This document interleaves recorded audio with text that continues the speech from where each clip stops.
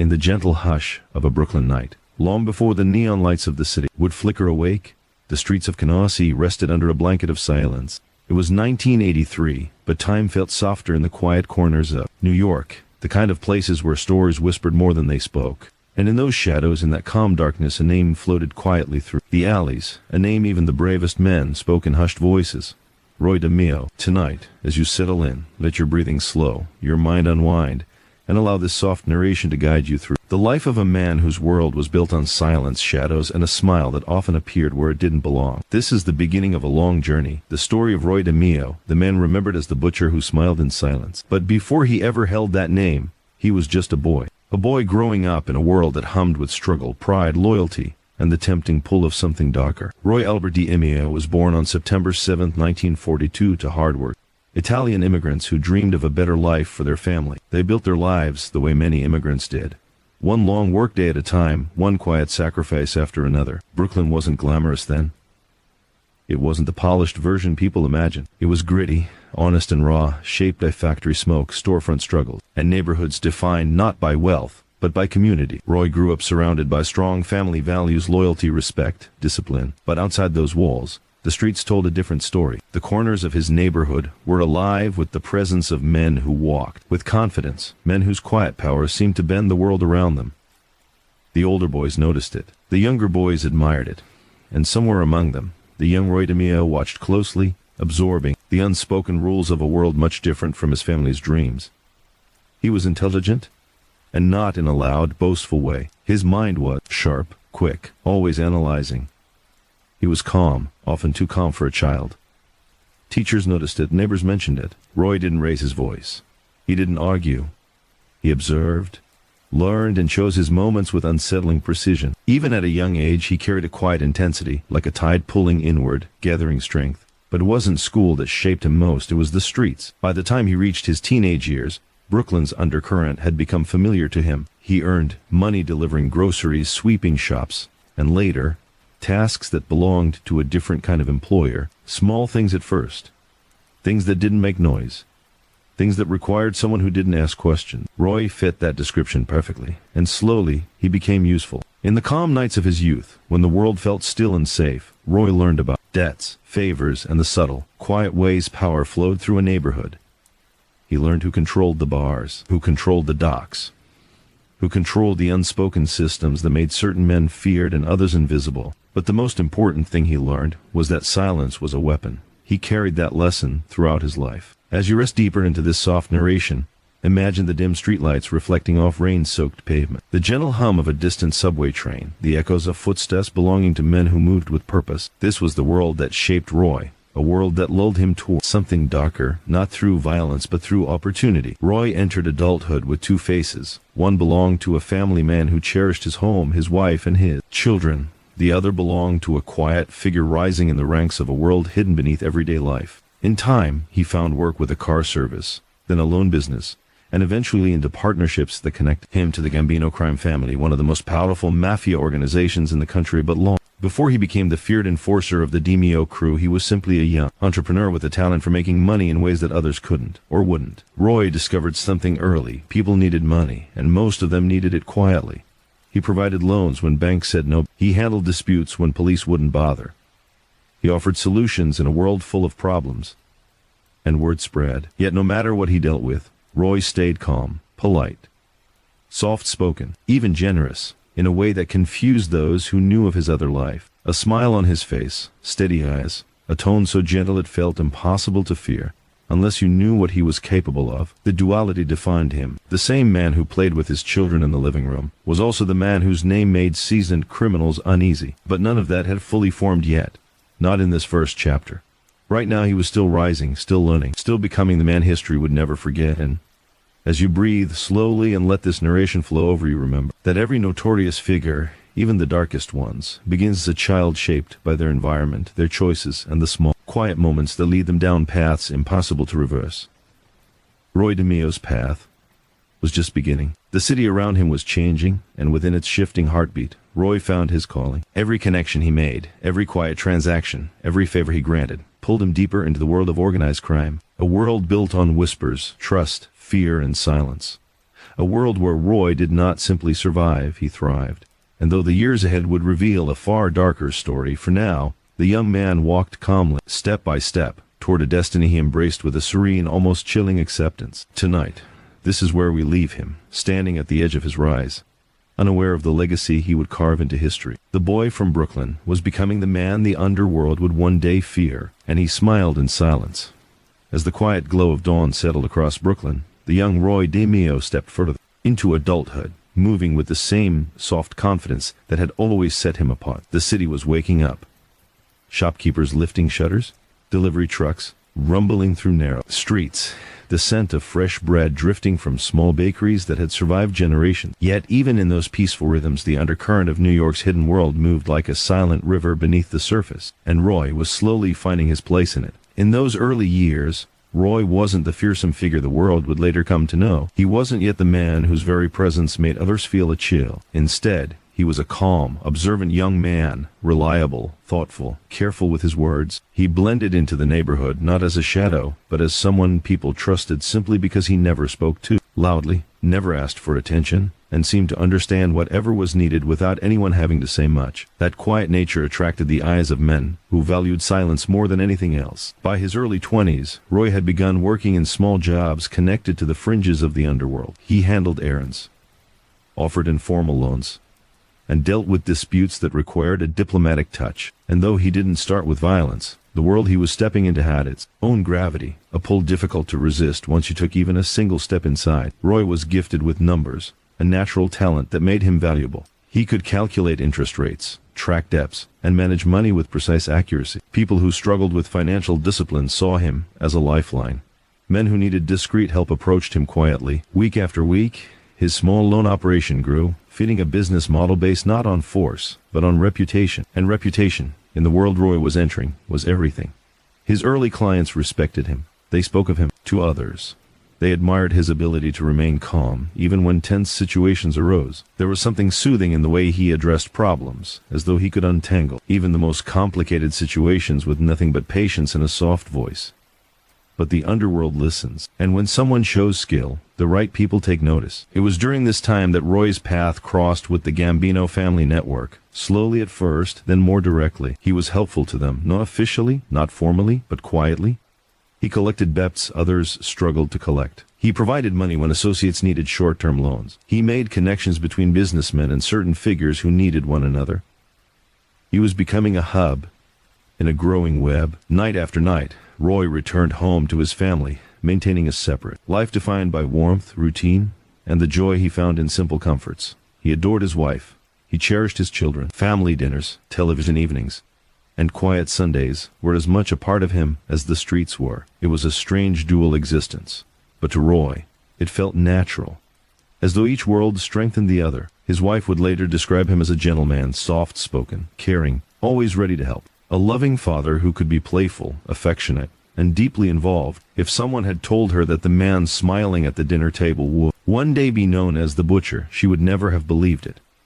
But the truth is that darkness often grows in quiet places. By the late 1960s, Roy's loan shark operation had grown significantly. He expanded his networks, lending more money, collecting more interest, and embedding himself deeper into the financial lungs of the streets. With more money came more risk.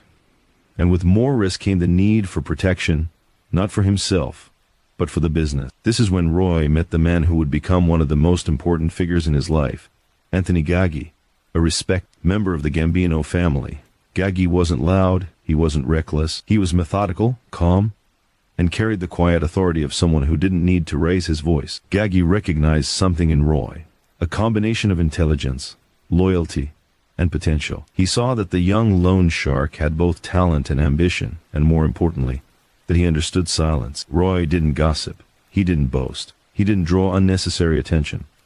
To the Mafia, silence was worth more than gold, so Gaggi took Roy under his wing, not officially as an inducted member, but as a trusted associate. Their partnership started small, a favor here, a shared profit there. Yet, like most things in Roy's life, it grew steadily, quietly, and confidently. He began handling more business, more collections, more negotiations, and slowly his confidence shifted into something stronger, control. But even as his influence expanded, Roy kept the same demeanor, calm, polite, approachable. People around him rarely sensed danger, but they sensed authority. Those who owed him money didn't fear the man, they feared disappointing him. There is a unique kind of power in quiet expectation, and Roy had mastered it without ever needing to learn it consciously. He didn't carry himself like a criminal.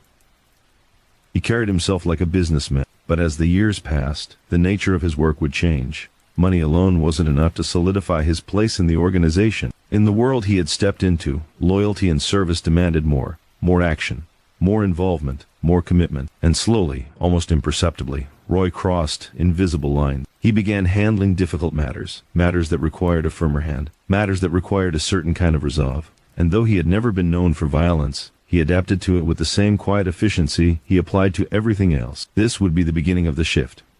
The moment when Roy's life started to darken, not with dramatic turns, but with subtle choices made one at a time. A collection dispute.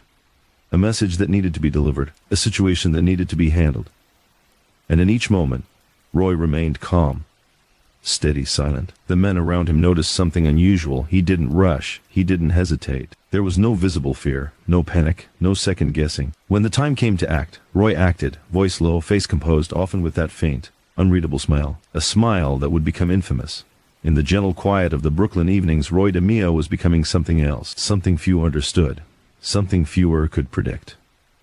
A man shaped not by rage, but by silence. And silence, more than anything else, would define the rest of his life. The nights in Brooklyn carried a certain stillness during the early 1970s, the kind of silence that lingered beneath the distant hum of traffic and the faint glow of streetlights, stretching across narrow sidewalks. In those quiet hours, when most families were settling into their nightly routine, Roy DeMeo found himself standing at the edge of a turning point in his life. A turning point that did not arrive with a crash or a scream, but with a whisper, a moment of quiet inevitability. Up until now, Roy had built his reputation on money, on calculations and collections, on steady hands and a calm presence. Violence had never been his first choice. In fact, he avoided it with the same deliberate calmness that he approached everything else. But in the world he served, the unseen and unforgiving world of organized crime, there came a moment when every man had to make a decision.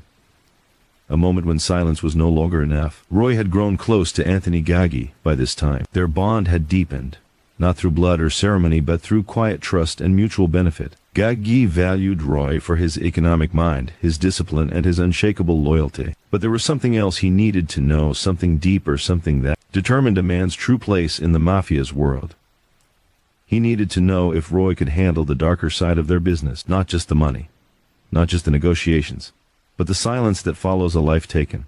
It did not come as a grand test. It did not arrive with fireworks or warnings. Instead, it slipped quietly into Roy's life through a dispute involving a man who had fallen deep into debt, a man who had exhausted his excuses, broken his promises, and disrespected the wrong people. In most stories, this moment might be described with intensity, with panic, with trembling hands.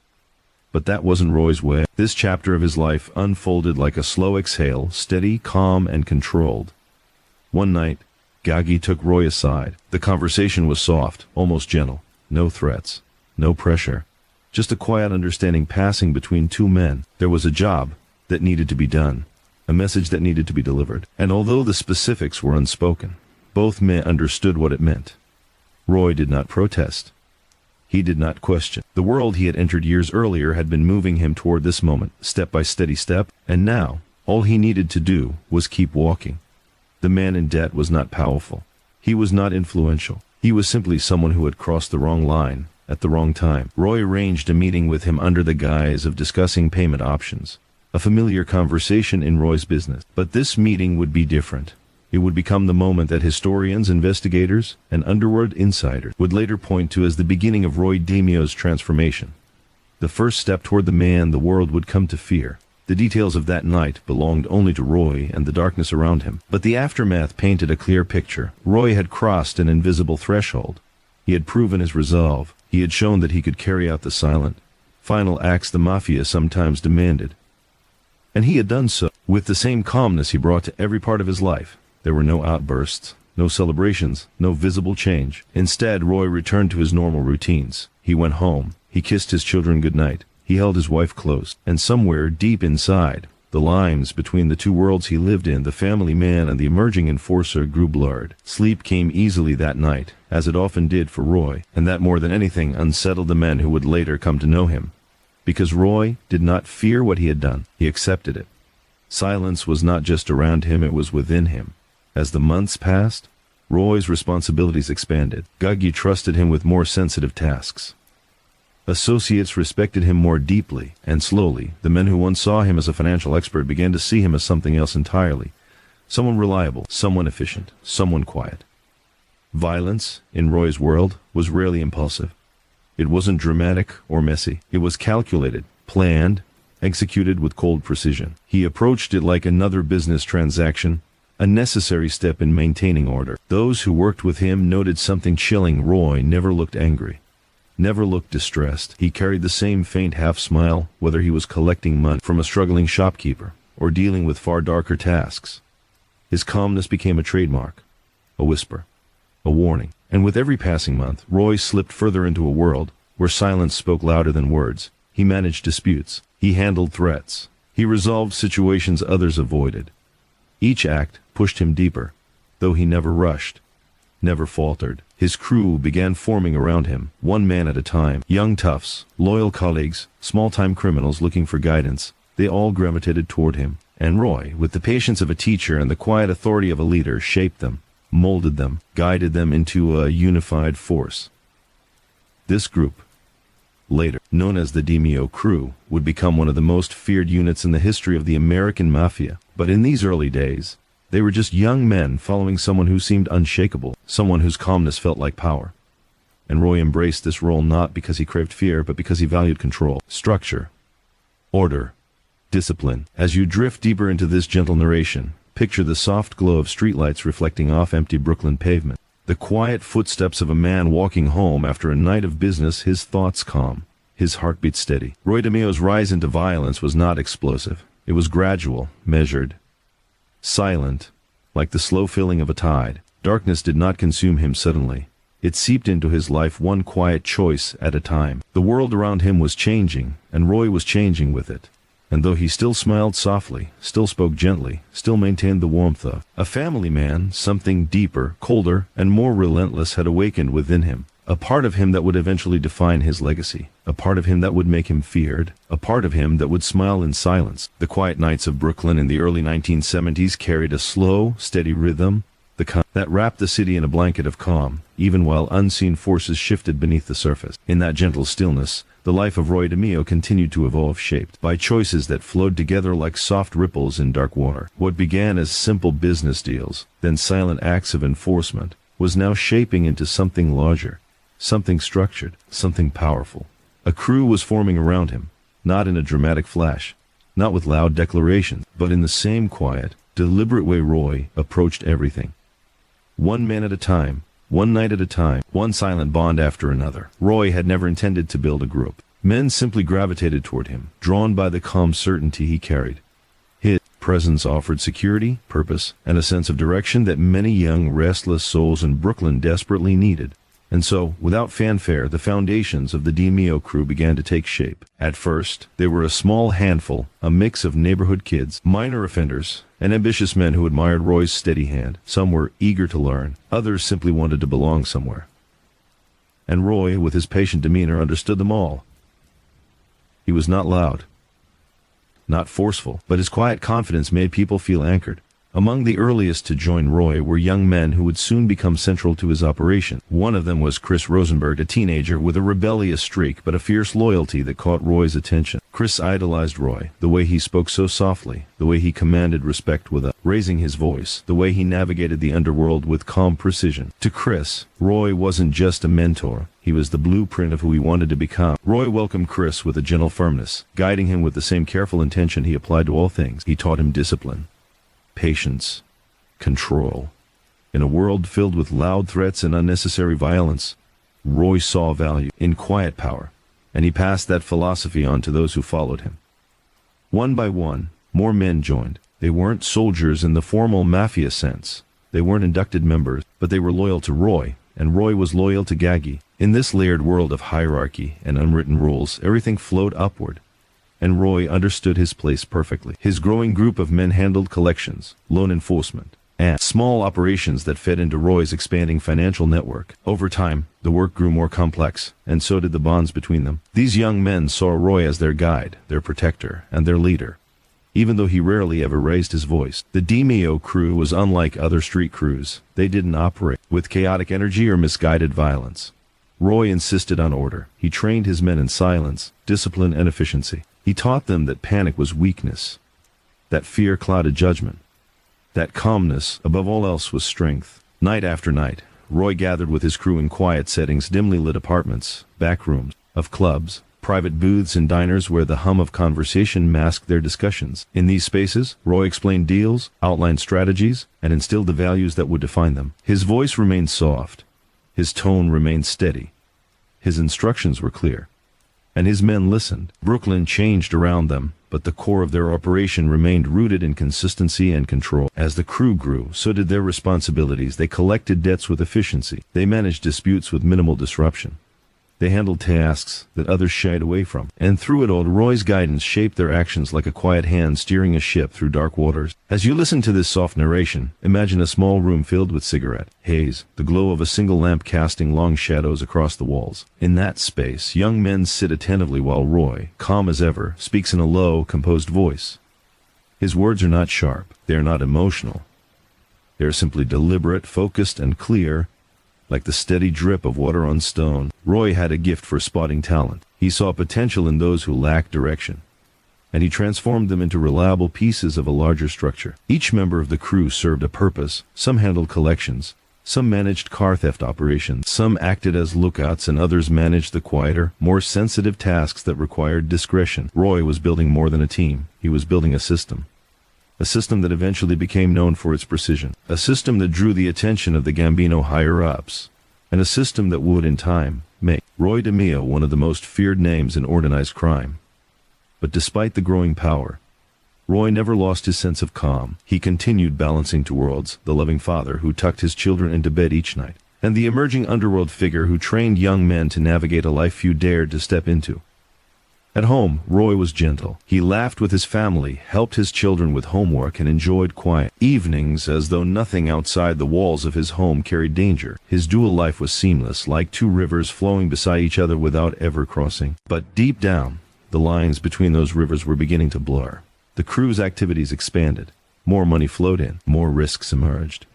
More responsibilities fell on Roy's shoulders. And with every new task, every business venture, every late-night phone call, Roy stepped further away from the man he once was, and closer to the man history would remember. Yet he embraced it all with a serene sense of purpose, not because he enjoyed violence or chaos, but because he believed in structure. He believed in loyalty. He believed in handling problems quietly and efficiently. The calm he carried wasn't an act. It wasn't a mask. It was his way of navigating life. And his crew absorbed that energy. They moved like him, spoke like him, worked like him, silent, steady, precise. By the mid-1970s, the DeMeo Crew had fully formed. No official ceremony marked its creation, no declarations were made, but everyone in Brooklyn's underworld knew Roy DeMeo now commanded a group of young men who would do anything for him, and he would do anything to protect them. As the shadows of Brooklyn deepened each night, the crew met quietly, prepared silently, worked diligently, and returned home unnoticed. They became ghosts in their own neighborhoods, unseen, unheard, yet deeply present, and guiding them through it all was Roy, standing like a quiet lighthouse in the dark, illuminating their path with calm certainty. But this rise came with a price, one that would become clearer in the chapters ahead. For now, the crew was strong, the structure was stable, the silence was powerful, and Roy DeMeo was just getting started. Brooklyn's nights had grown darker by the mid-1970s, not because the lights were dimmer, but because the quiet world beneath the surface had begun to shift. In that deep, shadowed undercurrent, Roy DeMeo's crew was no longer just a collection of young men following a steady leader. They were becoming a force, a structured, disciplined, quietly efficient network that handled jobs others avoided. And in that evolution, Roy introduced a system that would define both his crew and his legacy. A method built on silence, a method built on precision, a method that would one day be whispered in fear, long after Roy was gone. The Gemini Method. To understand how such a chilling system came to exist, one must return to the small, unassuming bar on Flatlands Avenue, the Gemini Lounge. A place that appeared ordinary to the passing eye, filled with low chatter, dim lights, and laughter that drifted out onto the street. But behind the friendly appearance, behind the familiar clink of glass, lay a back room where secrets lived, and where silence ruled. The Gemini Lounge became the heart of the DeMeo Crew's operation. It was their meeting place, their planning ground, their refuge from the outside world, and eventually it became the setting for something far darker. Roy had reached a point where his crew handled more than just debts and disputes. Sometimes, situations required finality, the kind of resolution that left no loose ends. And in the world Roy served, the most dangerous problem was evidence. Bodies, when left behind, created trails. Trails led to questions. Questions led to arrests. And Roy despised inefficiency. He needed a system that eliminated risk, a method that erased problems completely. And so, in the quiet, meticulous way he approached everything, Roy developed a process, one that his crew would learn step by step, executed with calm, almost clinical precision. There were no dramatic confrontations, no chaos, no noise. Everything was controlled. Everything was silent. The method was simple in structure, yet chilling in its efficiency. A target would be invited to the Gemini Lounge, often under the guise of a business meeting or friendly conversation. The environment was familiar, comfortable, and safe, lowering any sense of danger. Inside, Roy or a trusted crew member would greet the person warmly. Drinks were poured. Pleasant conversation filled the room, and all the while, behind Roy's gentle voice and faint smile, the crew prepared quietly. At a carefully chosen moment, the act was carried out swiftly, silently, without hesitation. But it was what came after that made the Gemini Method infamous. Roy's system left nothing behind. No fingerprints, no trace, no remains. Everything was handled with a calm, methodical precision that felt more like a dark ritual than a crime. What unsettled many who later learned of it wasn't the brutality, it was the quietness. How something so final could happen in a room so calm, under the guidance of a man so steady. The crew became experts in this technique, not because they enjoyed it, but because Roy taught them that discipline was survival, and Roy never wavered. To him, the method was not about violence, but about efficiency. It was a solution to a problem, a way to maintain control in a world built on uncertainty. As you listen to this narration, imagine the soft hum of a refrigerator, the low murmur of bar patrons just a wall away, the dim glow of a single bulb hanging over a table where Roy stands quietly, giving instructions in a calm, almost soothing tone. His men listen, not with fear, but with trust. He explains procedures the way a craftsman teaches apprentices. Step by step, detail by detail, ensuring they understand the importance of every action. The Gemini Method was about eliminating risk, eliminating evidence, eliminating noise, and it required absolute focus. Roy enforced rules with gentle firmness. Mistakes were unacceptable. Hesitation was dangerous. Panic was forbidden. His crew learned to breathe slowly, think clearly, and move deliberately. Under Roy's guidance, they became more than criminals. They became specialists. Each role in the method perfectly choreographed. In the dim back room, time seemed to slow. The world outside moved on, unaware of the silent, calculated work happening within those walls. And when it was done, there was nothing left to discover, nothing to link, nothing to investigate, nothing to trace. This system strengthened Roy's position immensely. Higher-ups in the Gambino organization became aware of his efficiency. They knew he could handle the hardest jobs without attracting attention. They saw him as a man who could be trusted with the most delicate matters, the kind that required absolute silence. But with greater responsibility came a greater burden. Roy never flinched, never complained, never lost his calm. Yet something was changing deep within him. The man who once preferred financial dealings had now mastered the art of eliminating problems in ways that would forever alter his role in the underworld. His crew admired him. They followed him. And though Roy still showed affection to his men, still mentored them patiently, still carried the softness that made him approachable, his reputation outside the lounge grew darker. Whispers spread in quiet circles. Roy DeMeo gets things done. He handles the worst of it. He leaves nothing behind. These murmurs reached every corner of Brooklyn's underworld, carried on the wind like distant echoes, spoken in low tones by those who respected him and those who feared him. But fear never changed Roy. Not outwardly. At home, he remained the same gentle father, returning late at night with the soft tiredness of a man who worked too many hours. His family noticed nothing unusual. To them, Roy was still the man who carved Sunday dinners, who laughed at his children's stories, who fixed small problems around the house. The separation between his two worlds remained intact, at least for now. Yet inwardly, something subtle was shifting. The silence that once felt comforting began to feel heavier. The responsibilities that once felt empowering grew darker. And though Roy's expression stayed calm, a shadow lingered behind his eyes, visible only in the rare moments he thought no one was watching. The Gemini Method had changed him. He had crossed a threshold that could never be uncrossed, and his crew, devoted and unquestioning, followed him deeper into the dark. Night after night, they gathered at the lounge, some eager, some nervous, all loyal, and Roy guided them gently, like a teacher leading students through lessons that no school could ever contain. But with every operation, every silent night, every task handled without a trace, Roy's world tightened. His power grew, his name became heavier. And somewhere in the quiet corners of Brooklyn, those who sensed danger, even if they couldn't explain it, had begun to avoid the Gemini Lounge after dark, because inside that small bar, beneath the low lights and soft conversation, a dark system breathed silently, shaped by the man who smiled in silence. You may close your eyes as we drift deeper into the quiet shadows of Roy DeMeo's becoming, a transformation that did not happen in one dramatic moment, but slowly, silently, like ice spreading over still water. By the time Roy reached his mid-20s, he was no longer just another Brooklyn neighborhood hustler. He was evolving into something more precise, more controlled, and far more dangerous, and yet, on the surface, he remained calm, polite, almost gentle in the way he carried himself. It was this contrast, this unsettling duality, that allowed him to move forward without drawing attention. A butcher in the making, who did everything quietly. Roy's early jobs with the Lucky soldiers had already taught him the basics of street enforcement, collecting owed money, leaning on stubborn business owners, and occasionally stepping into the darker tasks that required a firmer hand. But Roy didn't behave like a typical enforcer. There was no shouting, no wild threats, no dramatic intimidation. Instead, he preferred a soft voice, steady eye contact, and silence. People who encountered him often said the same thing, that he seemed calm even in the most pressured moments. It was as if he had two selves living inside one body, the composed family man, and the one who could step into violence without a flicker of hesitation. The Lucky's guys noticed this, of course. Roy had a gift for staying composed, but a curse too, the ambition quietly growing inside him. Ambition in the Mafia was not a simple thing. It meant you wanted to rise, and rising meant taking on tasks that other men avoided. But for now, Roy remained patient. He did the small jobs, the unglamorous jobs, and he did them well.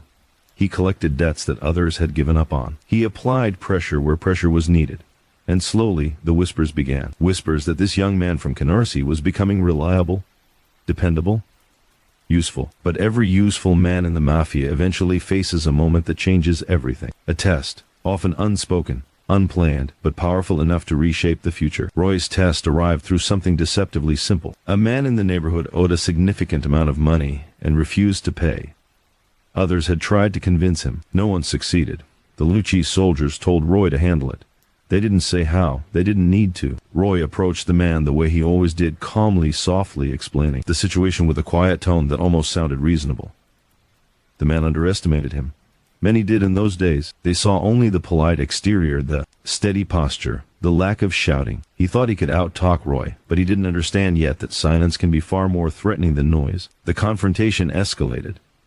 The men pushed Roy, insulted him, and walked away believing the matter was over. But for Roy, it had only begun.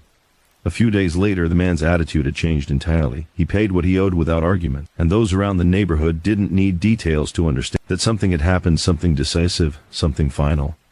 Roy didn't brag about it. He didn't mention it. He simply completed his task and moved on. And the Lucky's guys saw the result. They began to trust him with more responsibility. This moment, quiet and unrecorded, marked the beginning of Roy's darker transformation. The young man who once dreamed of money and influence was now stepping deeper into a world where those dreams required a colder heart. Responsibility in the Mafia wasn't just about business. It was about doing whatever needed to be done. And sometimes, that meant crossing lines that could never be uncrossed. Roy didn't hesitate. That was what made him different. Not the violence itself, but his emotional stillness around it. Men who feared their own actions were unreliable. Men who enjoyed violence too much were unpredictable. But a man who could do dark things calmly, methodically, that man was valuable. That man could be trusted with secrets. As Roy's reputation grew, so did his side businesses. He began lending money privately, not just enforcing debts for others. He saw the power of having men owe him directly. It wasn't greed driving him, not exactly. It was infrastructure, control, influence. Money lending allowed him to build relationships with people across Brooklyn: shop owners, mechanics, gamblers, bartenders. They didn't fear him at first. They saw him as approachable, someone who offered help when banks wouldn't. But beneath every transaction, Roy quietly laid the foundations of future loyalty, future leverage. This strategy attracted attention far more significant than the luckiest guys he had started with. Men from the Gambino family, particularly those connected to the Queens region, began hearing about the calm kid from Brooklyn who always delivered results. They liked men who didn't seek the spotlight, who didn't cause unnecessary trouble, who simply got things done. One name in particular kept coming up, a young associate named Nino Gaggi. And although Roy and Neo had not yet formed their infamous bond, a path was being prepared. Meanwhile, Roy maintained his outward life with surprising normalcy. He spent time with his wife. He cared for his children. He always appeared neat, presentable, polite. Neighbors described him as helpful, a man who would hold open doors, offer a friendly handshake, and speak gently. This normalcy became one of his greatest tools. The more ordinary he appeared, the easier it became to mask the extraordinary darkness growing beneath. But the darkness did grow. Every task completed silently added another layer to his transformation. And yet instead of breaking him, it strengthened him. Roy began to understand his own nature, what he was good at, what he could handle, and what he was capable of becoming. He felt a sense of control in those moments of tension, a clarity that others lacked. It made him efficient. It made him valuable, and it made him dangerous. By the end of this stage in his life, Roy DeMeo was no longer the hopeful kid trying to find a way into the world of organized crime. He was now a man with a rising reputation, a developing network, and a calmness that others found unsettling. He wasn't yet the feared butcher. He wasn't yet the leader of a deadly crew. But the pieces were falling into place, quietly, silently, one moment at a time. And Roy himself may not have fully realized it yet, but the path he was on would soon take him into the heart of Mafia power and the darkest corners of himself. As Brooklyn moved quietly beneath the soft glow of streetlights in the mid-1970s, a subtle but powerful change was taking place. The neighborhood that had once seemed ordinary, with its row houses, small shops, and familiar routine, now harbored a presence few understood, the rising influence of Roy DeMeo and his growing crew. And yet, to the casual observer, everything appeared normal. The children still played on sidewalks. Shopkeepers still swept their store entrances. The sounds of everyday life floated gently through the air. Nothing seemed out of place. But beneath this calm surface, the machinery of the DeMeo Crew was being quietly perfected. The crew had now expanded beyond the first few recruits Roy had mentored. Each member had been carefully selected for skill, loyalty, and the ability to follow instructions without question. Some were neighborhood boys who had grown up around Roy and understood him. Others were young men with minor criminal records seeking guidance and structure. All were drawn to Roy's calm authority, the way he never raised his voice, the way he seemed to exude control without ever trying. They followed him because he led with quiet precision, not threats or theatrics. With this growing group, Roy began to formalize operations. The crew was no longer just a collection of friends and associates. It was a structured team with defined roles.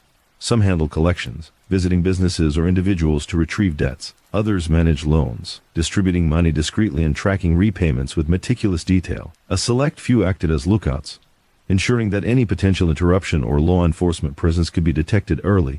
And at the center of it all was Roy, orchestrating every move with the calm confidence of a man who had found his calling. Evenings often found the crew gathered at the Gemini Lounge. Though the bar appeared ordinary to the casual visitor, inside it served as their headquarters. Meetings were quiet, almost serene. Roy would speak softly, outlining plans and providing guidance. Instructions were precise and methodical. He emphasized efficiency, discretion, and patience, teaching his men that success in their line of work relied on calm execution rather than impulsive action. Mistakes were not tolerated, but criticism was delivered with measured calm, reinforcing discipline without fear. The crew began to gain a reputation.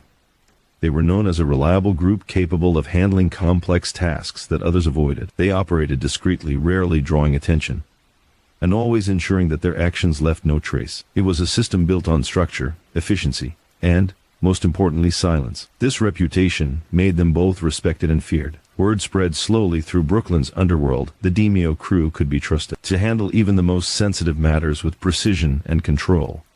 Roy's calm demeanor remained central to his leadership. While others in the Mafia often relied on loud intimidation or visible aggression, Roy's approach was the opposite. He never shouted, never displayed anger, and never gave signs of instability. His men came to trust this steadiness, finding confidence in his composed presence. They knew that whatever task was assigned, Roy would guide them through it, and it would be completed correctly. This created a loyalty that was rare, a loyalty born not of fear, but of respect for his skill and judgment. As the crew's influence grew, so did the scope of their activities. They were no longer confined to small-scale loans or minor disputes. The DeMeo Crew began handling car theft operations, managing financial schemes, and performing enforcement tasks that required discretion and efficiency. Each operation was planned carefully, executed with precision, and completed with minimal attention drawn from outsiders. The crew operated like a well-oiled machine, a network of quiet efficiency that few dared to interfere with. But with expansion came increased risk. More responsibility meant that errors could have serious consequences. Roy understood this implicitly. He instilled in his men the importance of control over emotion, the need for patience in all dealings, and the critical requirement of maintaining silence. He taught them that panic or hesitation could unravel everything, while calm, deliberate action ensured both safety and success. In this way, every member of the crew internalized the principles that would define them for years to come. Despite the growing darkness in their work, Roy continued to maintain his outward normalcy. He returned home each night to his family, played with his children, and remained a loving husband. To the outside world, he was a gentle, polite man. To those who knew his work, he was a quiet but unstoppable force. This dual life allowed him to operate effectively, maintaining the necessary balance between the demands of family and the responsibilities of leadership in an unforgiving world. The crew's growing notoriety inevitably drew the attention of higher-ranking members of the Gambino crime family. They observed the efficiency with which Roy and his team operated, impressed by the reliability, discretion, and loyalty he maintained among his men. They recognized the potential for the DeMeo Crew to serve as an important asset in larger operations, capable of handling difficult assignments that others would shy away from. Roy's name began to carry weight beyond Brooklyn, signaling the emergence of a figure who was quietly building influence and power. And yet, Roy's leadership was not built on fear or terror alone. His calm, measured approach created a sense of cohesion and purpose. The men under his guidance were disciplined, confident, and loyal. They respected him not because he was the loudest or most violent man they had met, but because he was the most capable, the most reliable, and the most controlled. This combination of skill and temperament made Roy and his crew formidable in a world where instability could easily lead to disaster. By the end of this phase, the DeMeo Crew had firmly established itself as a disciplined, organized, and quiet powerhouse. Roy DeMeo's rise was no longer simply a matter of potential, it was reality. He had taken a small group of loyal men and transformed them into an efficient, coordinated team, capable of handling a range of operations with precision and discretion. His calm authority and methodical approach set the standard for his crew, ensuring that their actions were deliberate, controlled, and consistently effective. Brooklyn slept quietly around them, unaware of the intricate web of loyalty, planning, and silent power being woven in its streets. And at the center of it all stood Roy DeMeo, calm, composed, and entirely in control. He had created not just a crew, but a system of quiet strength, precision, and efficiency. And in that silence, he began to truly emerge as a figure who would leave a lasting mark on the world around him, both feared and respected in equal measure. The quiet dominance of Roy DeMeo and his crew was now fully in motion, and although the path ahead would grow darker, more dangerous, and increasingly complex,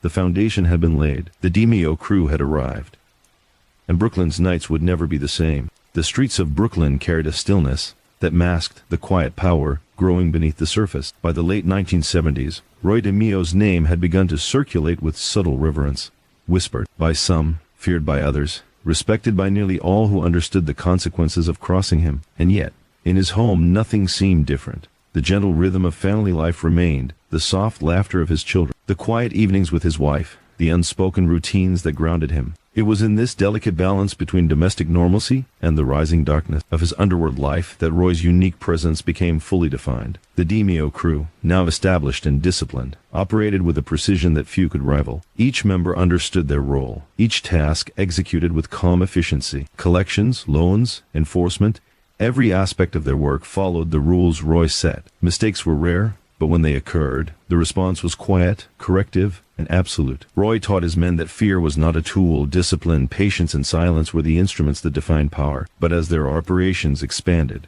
so did the intensity of the situations they encountered. Minor disputes gave way to more complex and dangerous challenges. Certain individuals owed far more than money. They owed loyalty, obedience, and respect. And when that debt was denied, consequences followed, not with drama or panic, but with the cold, deliberate precision that had come to define the DeMeo Crew. It was during these years that Roy began to understand the full weight of the reputation he had built. The Gemini Method, the quiet system of eliminating risk and leaving no trace, had proven effective.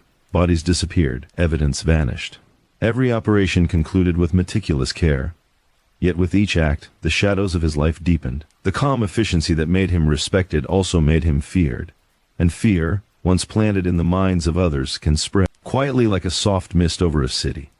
Roy's own demeanor remained unchanged. To those outside his inner circle, he was still the polite, soft-spoken man who handled money, loans, and neighborhood disputes. But inside the walls of the Gemini Lounge, or in the quiet corners of his operation, he moved with an authority born not of threats, but of absolute competence. His calmness inspired trust and loyalty in his crew while simultaneously reinforcing the unspoken warning he could accomplish anything with deliberate control, and he did not need to raise his voice to command obedience. In these years, the crew faced more frequent tests of their discipline. Each member was responsible not only for completing tasks, but for doing so without drawing attention. Mistakes could not only compromise the mission, but also place them at odds with higher-ranking members of the Gambino family. Roy taught his men that the difference between success and failure was often the quietest. Details, a single word spoken too loudly, a delay in timing, a moment of hesitation. Each operation required focus, patience, and above all, silence. Roy himself began to rely on his own inner discipline more than ever. As his responsibilities grew, the burden of leadership required a calm mind, precise planning, and the ability to anticipate challenges before they arose. He began to structure his days around not only his work, but also the management of his mental state. Calm breathing, careful observation, and deliberate decision-making became tools not only for survival, but for mastery over his environment. The crew's activities now extended beyond simple collections and loans. They handled car theft operations, orchestrated complex financial schemes, and addressed threats that could destabilize their organization. Each operation was approached methodically, rehearsed mentally, and executed with minimal exposure. By this stage, the DeMeo Crew had become a force that even seasoned members of the Gambino family viewed with cautious respect. They understood that Roy's quiet demeanor did not indicate weakness, it indicated control, precision, and the ability to achieve results others could not. As these responsibilities accumulated, the line between Roy's family life and his underworld life blurred in ways that few could detect. He remained devoted to his children, present in their milestones, attentive in their daily lives. Yet beneath this veneer of normalcy, a subtle tension persisted. A tension born of knowing that every decision in the crew's operations carried life-altering consequences. Despite this, he maintained the calm exterior that had become his trademark. He moved like a man walking on tightrope, careful, deliberate, and unwavering. Roy's leadership style continued to define the crew's culture. Mistakes were addressed with calm instruction, not anger. Successes were acknowledged quietly, with reinforcement rather than celebration. And through this disciplined, measured approach, loyalty was forged. The crew trusted Roy not just as a leader, but as a figure whose judgment could be relied upon in moments of extreme pressure. They followed him because he had earned their respect through calm efficiency, not fear alone. Even as their influence expanded, Roy remained mindful of the principles that had guided his rise. Discipline, patience, loyalty, and silence remained at the core of the DeMeo Crew's operations. Each new task was approached with careful planning. Each member was reminded of the importance of executing their role precisely, and each night as he returned to his family, Roy carried the quiet weight of the choices he had made and the actions he had taken. The shadows of violence, once small and contained, now stretched further across his life. Yet for Roy, these shadows were not chaotic. They were orderly, deliberate, and necessary. He had become a master of controlled power, understanding that fear, loyalty, and respect were often intertwined. He moved through Brooklyn like a quiet storm, invisible to those who did not look closely, but powerful enough to reshape the lives of those who fell within his sphere. And as the quiet streets of Brooklyn slept, the DeMeo Crew operated within the shadows with calm precision. The city itself seemed unaware of the depth of their influence, the discipline of their operations, or the chilling efficiency of the Gemini Method. Roy DeMeo, the man who smiled in silence, had now fully emerged as the central figure in a quiet empire of control, discipline, and unspoken power. Every task completed, every operation executed flawlessly, every challenge met with a hesitation. These moments were the foundation of his growing dominance. And though he remained outwardly gentle, polite, and unassuming, the quiet shadows of violence that followed him had begun to define his legacy. In this way, the DeMeo Crew continued to rise, expanding in strength, skill, and reputation. And Roy, ever calm, ever precise, guided them forward, shaping a world in which silence, patience, and discipline were the most dangerous weapons of all. By the late 1970s, Roy DeMeo's world had grown larger, more complex, and significantly darker. The DeMeo Crew had evolved from a small group of neighborhood boys into a disciplined, efficient, and feared operation. And while their reputation in Brooklyn was growing, so too was the delicate balance that Roy maintained between loyalty and fear, control and consequence. To lead in the underworld, Roy had learned, one needed more than strength or influence. One needed the ability to inspire devotion and command obedience without resorting to reckless force. Roy's crew was fiercely loyal, but loyalty had to be earned. He understood that respect alone was not enough. There had to be trust, discipline, and a shared sense of purpose. Each member knew that mistakes were dangerous, that hesitation could be fatal, and that the cost of failure could extend beyond themselves to the entire crew. Yet, even in this environment of high stakes, Roy never instilled fear through shouting, intimidation, or unnecessary displays of violence. Instead, he inspired quiet respect. His calmness, his methodical approach, and his consistent leadership created an atmosphere where men followed because they trusted him and because they understood the consequences of crossing the line. At the heart of Roy's leadership was his belief in structure. Every operation, from small collections to the larger, more dangerous Gemini Method assignments, was meticulously planned. Each man knew his role, his responsibilities, and the standards expected of him. Roy often reminded them, quietly and softly, that the world outside their controlled environment was unpredictable, and only discipline, patience, and loyalty could ensure survival. No detail was too small. No procedure was too trivial. In the eyes of the crew, following Roy's instructions precisely was a path to security, both within the group and in the unpredictable streets of Brooklyn.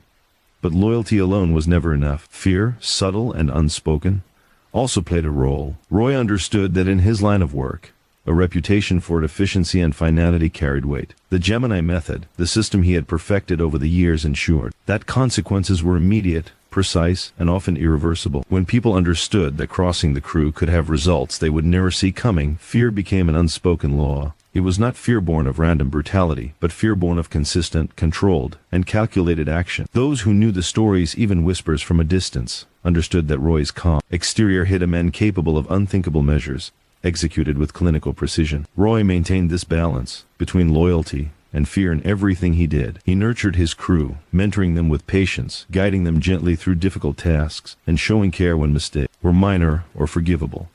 Yet at the same time, he demonstrated clearly that failure or disloyalty carried consequences. This duality reinforced the order within the crew. They were devoted, disciplined, and unflinching in their duties, but they never underestimated the stakes. The crew's cohesion grew stronger over time. Men who might have been volatile or unpredictable in other circumstances learned to operate within Roy's controlled system. They came to rely on the structure he provided and the clarity of his expectations. Each member understood the importance of silence, precision, and loyalty. These principles extended beyond their work into daily interactions, casual conversation in the neighborhood, meetings in public spaces, or exchanges with outsiders. Everything was filtered through the lens of discipline. Even ordinary actions were measured against the standards Roy had instilled. Despite this rigid structure, Roy also understood the importance of personal connection. He was not a distant, cold leader. He took time to know his men, to understand their motivations, and to recognize their achievements. He celebrated successes quietly, often with a word of acknowledgement or a subtle gesture of approval. This approach strengthened the bond between him and his crew. Loyalty was cultivated not only through discipline and fear, but also through respect, care, and shared purpose. At the same time, the external world was watching. Higher-ranking members of the Gambino family observed Roy's growing influence and effectiveness. They recognized his talent for managing men, executing complex operations, and maintaining absolute discretion. His reputation as a reliable, calm, and efficient operator made him valuable to the organization. Assignments that required delicacy or precision were increasingly entrusted to him. Roy's crew became an essential tool within the larger network of the family, capable of handling tasks others would avoid. This rising prominence brought both opportunity and risk. With greater power came the possibility of jealousy, rivalry, and suspicion. But Roy's methodical approach mitigated these risks. He maintained a low profile, avoided unnecessary attention, and ensured that every action taken by his crew reinforced their reputation without exposing them to unnecessary scrutiny. In doing so, he preserved both the loyalty of his men and the respect of his peers. Even within his family life, The balance of loyalty and fear played a subtle role. Roy remained devoted to his children and his wife, ensuring that home life remained stable, warm, and ordinary. Yet beneath this calm exterior, he carried the weight of his responsibilities, the awareness of the risks his actions brought, and the constant need to maintain control. This dual existence, while demanding, allowed him to navigate the dangerous world outside without losing his focus or authority. By carefully blending respect, discipline, and unspoken consequence, Roy created an environment in which his crew operated with near-perfect efficiency. Loyalty became instinctive. Fear became a tool, not a weapon. And through this careful orchestration, Roy ensured that the crew's operations, whether collections, enforcement, or Gemini Method assignments, were executed flawlessly. The result was a crew that moved through Brooklyn with quiet dominance. Outsiders often noticed only their calm presence and orderly operation, unaware of the underlying power or precision. Even those within the criminal world, when hearing tales of the DeMeo Crew, were both fascinated and apprehensive. They knew that this small group of men, guided by a single, calm and precise leader, could influence events in ways others could not. And Roy himself, ever composed, remained the calm center of it all. He led not with aggression, but with control. He enforced rules not with anger, but with deliberate action. He nurtured loyalty not with charm, but with consistency. And in doing so, he created a crew that would become legendary, defined not by chaos or spectacle, but by quiet precision, unwavering discipline, and the subtle power of a leader who understood the delicate balance between loyalty and fear. Brooklyn slept quietly at night, unaware that beneath the surface, small but formidable force had emerged. A crew that operated with methodical calm, guided by a man whose silence spoke louder than any threat, and whose authority commanded both devotion and caution. Roy DeMeo had mastered the art of leading without raising his voice, of controlling without seeming controlling, and of inspiring loyalty while simultaneously commanding fear. And it was in this balance that the true power of the DeMeo Crew was forged. By the early 1980s, Roy DeMeo's world had grown both larger and darker, and the quiet dominance he had cultivated over Brooklyn's underworld came with a price. The DeMeo Crew was now a fully operational, highly efficient machine, each member disciplined, loyal, and capable of executing tasks that others would avoid. But with power came responsibility, and with responsibility came risk. The more success the crew achieved, the higher the stakes became. Every decision carried consequences that could ripple outward, touching lives in ways no one could predict. And yet, Roy faced it all with the same calm, measured composure that had become his hallmark. Roy understood the cost of loyalty. He had built his crew not just through mentorship, discipline, and respect, but also through subtle displays of consequence. Those who failed, who hesitated, or who betrayed that trust faced consequences that were swift, precise, and inescapable. The quiet enforcement of rules created an environment of efficiency and order, but it also weighed heavily on Roy's mind. Every action he took, every decision he made, carried moral and emotional weight, even if outwardly he never displayed it. He had learned early in his criminal career that the underworld did not forgive mistakes. Every choice mattered, and mistakes could cost lives. The Gemini Method, perfected over the previous years, had become a critical tool in maintaining control. This system allowed the crew to eliminate threats and solve problems efficiently, without leaving evidence or drawing attention. Yet, the method was not without psychological cost. Carrying out these acts, even with meticulous care, left an indelible mark on the conscience. Roy's calm exterior protected his crew from panic, but inside, the burden of the lives taken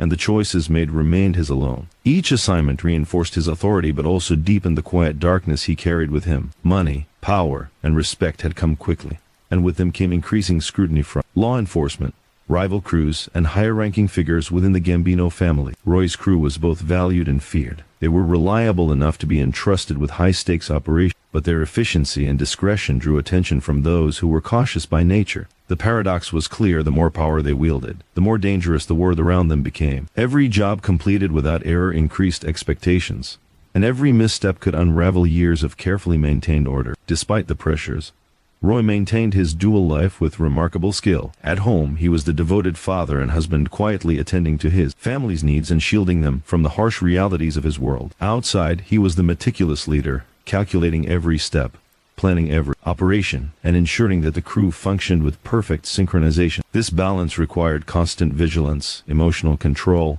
and strategic thinking. One misalignment in his life could expose both the crew and his family to danger, yet he managed it with seemingly effortless composure. The price of power was not only external, but internal. Roy carried the weight of every decision, knowing that his choices could result in life or death.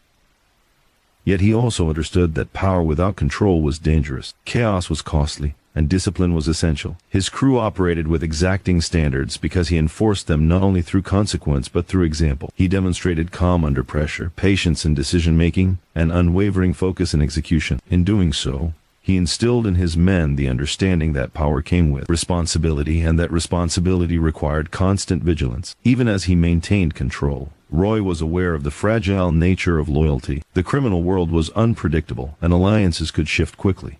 Men could falter, betray, or fail. Roy mitigated this risk by choosing his crew carefully, assessing temperament, skill, and reliability. He reinforced loyalty with structure, mentorship, and shared purpose. He maintained an environment in which mistakes were corrected quietly, but firmly, ensuring that the crew's cohesion remained unbroken. Yet, even with these precautions, he knew that the larger world was filled with uncertainty, and that every operation carried risk.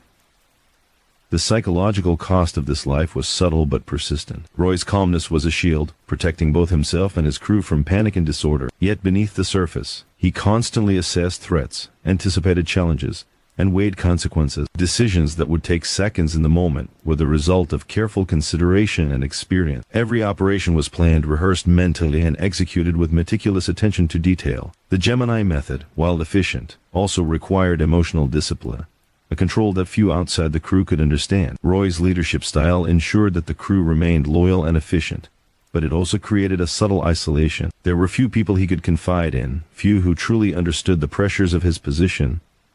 Even among his closest allies, the burden of ultimate responsibility rested solely on him. Mistakes in judgment could have catastrophic consequences, and while he could delegate tasks, he could not delegate accountability. The weight of this responsibility was ever present, quietly shaping his thoughts and actions. Yet Roy's careful balance allowed him to continue expanding influence. The crew's operations became more sophisticated, incorporating financial schemes, car theft rings, and more complex enforcement tasks. Each success reinforced the reputation of the DeMeo Crew, further establishing them as a powerful force within Brooklyn and beyond. Their effectiveness attracted attention from high-ranking figures who began to rely on Roy for increasingly sensitive assignments. The more they achieved, the more power they accrued. But with power came a higher price. Every night, as Roy returned home, the quiet weight of his choices accompanied him. Family life provided comfort and normalcy, but it also reminded him of the stakes. The same calm that guided him in the streets allowed him to compartmentalize, to separate his roles as father, husband, and crew leader. Yet the knowledge of what he had done and what he might be required to do lingered, shaping his character and reinforcing the careful control he maintained over himself and his crew. In this period, the DeMeo Crew solidified its power and influence, and Roy DeMeo emerged as a figure whose reputation for precision and efficiency became legendary. His authority was quiet but absolute, rooted in skill, discipline, and the unspoken, understanding that loyalty carried reward and betrayal carried consequence. The cost of power was high, but Roy bore it with a steady hand, quietly shaping an empire that operated in shadows while maintaining order and control. Brooklyn slept peacefully around them, unaware of the calculated influence quietly asserting itself in its streets. Roy DeMeo had learned that power was never free. It demanded vigilance, discipline, and sacrifice.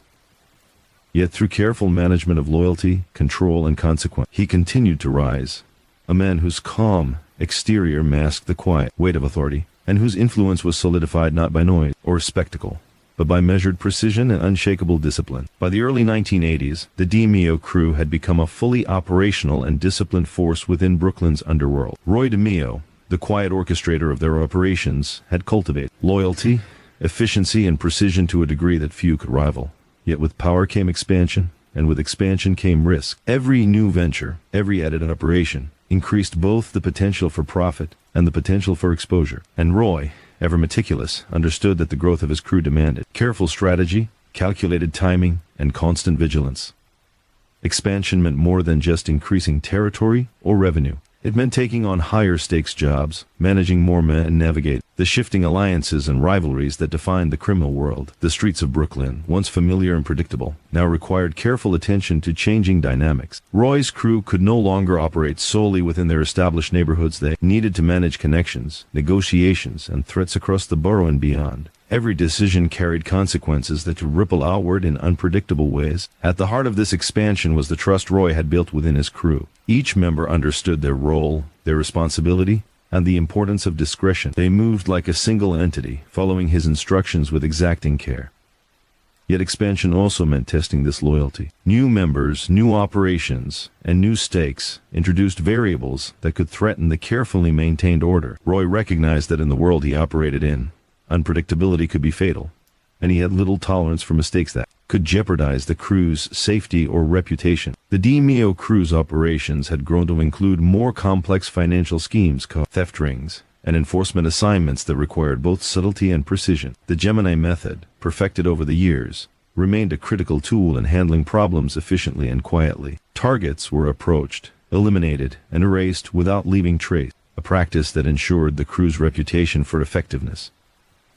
Yet as their influence grew, so did scrutiny. Law enforcement, rival crews, and even members of the Gambino family watched their move carefully, making every operation a careful balance between opportunity and danger. Roy's leadership remained calm, measured, and precise. Expansion did not bring chaos under his control, it brought structure on a larger scale. Meetings in the Gemini Lounge, once intimate and small, now included more planning, coordination, and strategic oversight. Each assignment was analyzed, rehearsed mentally, and executed with discipline. Roy reinforced the principles that had guided his rise: patience, loyalty, discretion, and silence. The expansion of the crew did not compromise its culture. It amplified the need for strict adherence to these rules. Despite the outward growth, Roy maintained his dual life with remarkable skill. At home, he was still a devoted husband and father, attending to family needs, nurturing relationships, and maintaining an appearance of normalcy. His children remained unaware of the depths of his world outside the home. This separation between domestic life and underworld responsibilities was both a shield and a challenge. It allowed him to operate without distraction, yet also reminded him of the stakes. Failure or exposure could impact not only the crew but the safety of his family. As the crew expanded, Roy also faced challenges from within.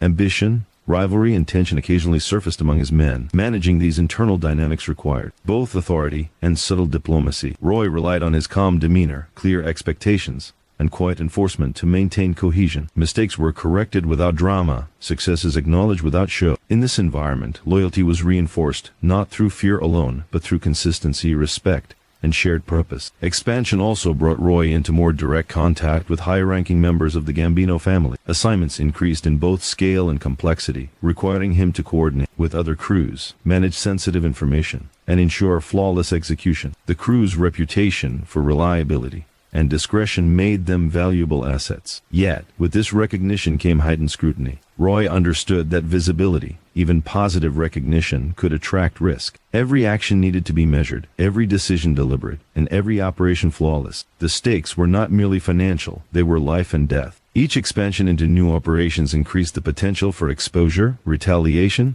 or unforeseen consequences. Roy instilled in his crew the understanding that patience, planning, and precision were essential. They learned to anticipate challenges, assess risk, and operate with a calm efficiency that became their defining characteristic. Expansion was not reckless growth. It was strategic, controlled, and meticulously executed. The psychological weight of expansion was constant. Roy carried the responsibility of ensuring that his crew remained safe, efficient, and loyal. Decisions made under pressure had to balance potential gain with potential danger. Mistakes could be fatal, yet indecision could be just as costly. His calm demeanor, methodical approach, and disciplined thinking allowed him to navigate this delicate balance, ensuring that the crew operated at peak efficiency, even as the world around them grew more complex and unpredictable. Yet expansion also allowed for new opportunities. Increased influence brought access to more lucrative assignments, stronger alliances, and greater control over Brooklyn's criminal landscape. Roy recognized that with careful planning, these opportunities could solidify the crew's power, enhance their reputation, and secure their position within the Gambino family. Each successful expansion reinforced the crew's cohesion, trust, and efficiency, while also demonstrating Roy's ability to lead with calm authority under pressure. By the end of this period, the DeMeo Crew had established itself as an organized, disciplined, and highly effective force. Expansion had increased their influence, their responsibility, and their exposure, yet it had also reinforced the principles that had guided their rise. Roy DeMeo had created a crew capable of operating with precision, loyalty, and discretion, a group that could handle challenges others avoided, navigate complex operations, and maintain order in an unpredictable world. Brooklyn, unaware of the quiet power shaping its streets, continued its rhythm of daily life. Yet beneath the surface, the DeMeo crew moved with precision and purpose. Every operation, every assignment, and every act of calculated control contributed to the rising influence of a man who had mastered the delicate balance between expansion, risk, and authority. Roy DeMeo had learned that growth required discipline, vigilance, and the careful management of both internal loyalty and external threats. And so, the DeMeo crew continued to rise, expanding their operations while maintaining the quiet precision and controlled power that had defined their success. Roy, calm and deliberate, guided them through this expansion, ensuring that every step was measured, every decision weighed, and every action executed flawlessly. The price of power was high, but Roy bore it with steady resolve, shaping a legacy that combined discipline, loyalty, and the chilling efficiency of a quiet empire. As the DeMeo crew grew in power and influence during the early 1980s, an invisible shadow began to loom over their operations. Success had brought attention. And attention, even when quiet and indirect, was dangerous. Roy DeMeo had spent years cultivating loyalty, discipline, and precise execution, but the world outside his carefully constructed control was unpredictable. In the criminal underworld, nothing remained hidden forever, and the more the crew accomplished, the more they attracted scrutiny from all sides: law enforcement, rival crews, and even the higher echelons of the Gambino family. Roy's calm demeanor was his greatest asset in navigating suspicion. To outsiders, he remained polite, measured, and unassuming. He visited shops, walked streets, and conducted meetings with the appearance of a normal man. No one who did not know him intimately could sense the tension, the calculations, or the awareness of every detail of his world. But beneath that calm exterior, Roy's mind constantly assessed the potential for exposure, betrayal, and risk. Suspicion, even unspoken, required management. It required careful attention to every relationship, every transaction, and every movement. Within the crew, Roy maintained strict discipline to reduce the chance of internal mistakes triggering suspicion. Every member understood that a single error could draw attention, jeopardize the operation, or bring unwanted scrutiny. Silence, discretion, and precise execution were drilled into each man. Instructions were always clear, and Roy ensured that no operation was undertaken without thorough planning. The crew learned that loyalty and efficiency were inseparable. One could not exist without the other. A lapse in either could invite danger.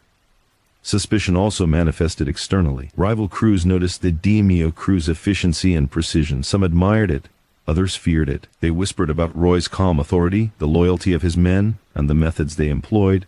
While there was no open confrontation at this stage, these murmurs created tension. In the criminal world, rumors and assumptions could be as threatening as overt actions. Roy knew that perception was nearly as important as reality. He had to control what others believed, while continuing to execute operations flawlessly. Law enforcement, though not yet fully aware of the scope of the crew's operations, began to sense patterns. Disappearances, untraceable crimes, and unusual financial movements raised questions. These questions, though initially isolated, had the potential to grow into investigation. Roy, aware of this, reinforced protocols that minimized exposure. Every transaction was discreet, every assignment carefully executed, and every crew member reminded of the importance of operational silence. The Gemini Method remained central to this control, ensuring that problems were eliminated efficiently and without trace. Suspicion could also grow within the Gambino family itself. High-ranking members observed the DeMeo crew's increasing influence with a mix of interest and caution. While they recognized Roy's reliability and precision, they were aware that power concentrated in the hands of one man and his crew could pose a risk. Roy navigated this delicate dynamic with the same calm efficiency he applied to every other challenge. He remained deferential, discreet,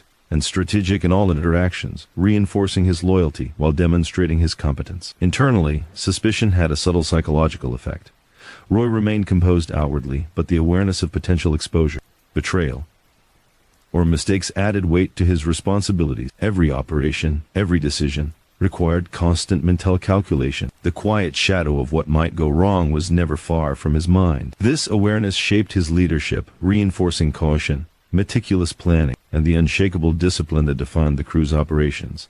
The balance between trust and suspicion was critical. Roy needed absolute loyalty from his men, but he also understood that vigilance was essential. He observed behavior carefully, ensuring that nothing threatened the integrity of operation. In moments of doubt, he relied on the patterns, habits, and reliability he had cultivated over years. Loyalty was measured not by words, but by action, consistent, precise, and discreet. And this careful attention ensured that suspicion, whether internal or external, was managed before it could escalate. Even as he navigated these risks, Roy continued to expand the crew's influence. New operations required coordination with multiple players, careful planning, and a keen understanding of potential threats. Each assignment carried the dual responsibility of achieving the objective while maintaining discretion and avoiding exposure. Roy's calm, deliberate approach allowed the crew to operate successfully under increasing pressure, even as the shadow of suspicion grew. Roy also maintained his personal life with careful separation from the darker realities of his work. Family remained a sanctuary, a place of normalcy, comfort, and stability. Yet he was always aware that the boundaries between these two worlds were fragile. One misstep, one lapse in operational control, could affect both his crew and his family. This awareness reinforced his discipline and sharpened his focus, reminding him that the weight of suspicion was not just external. It was a force that shaped every decision he made. The Gemini Lounge remained the heart of operations, a place where planning, strategy, and mentorship occurred. Roy's calm presence in the lounge reinforced the culture of the crew: efficiency, loyalty, and precision. Suspicion was managed not through intimidation, but through careful instruction, disciplined behavior, and predictable execution. Each man understood his role, each operation was rehearsed mentally, and each assignment was executed with attention to the smallest detail. By this stage, the DeMeo Crew's reputation had become formidable.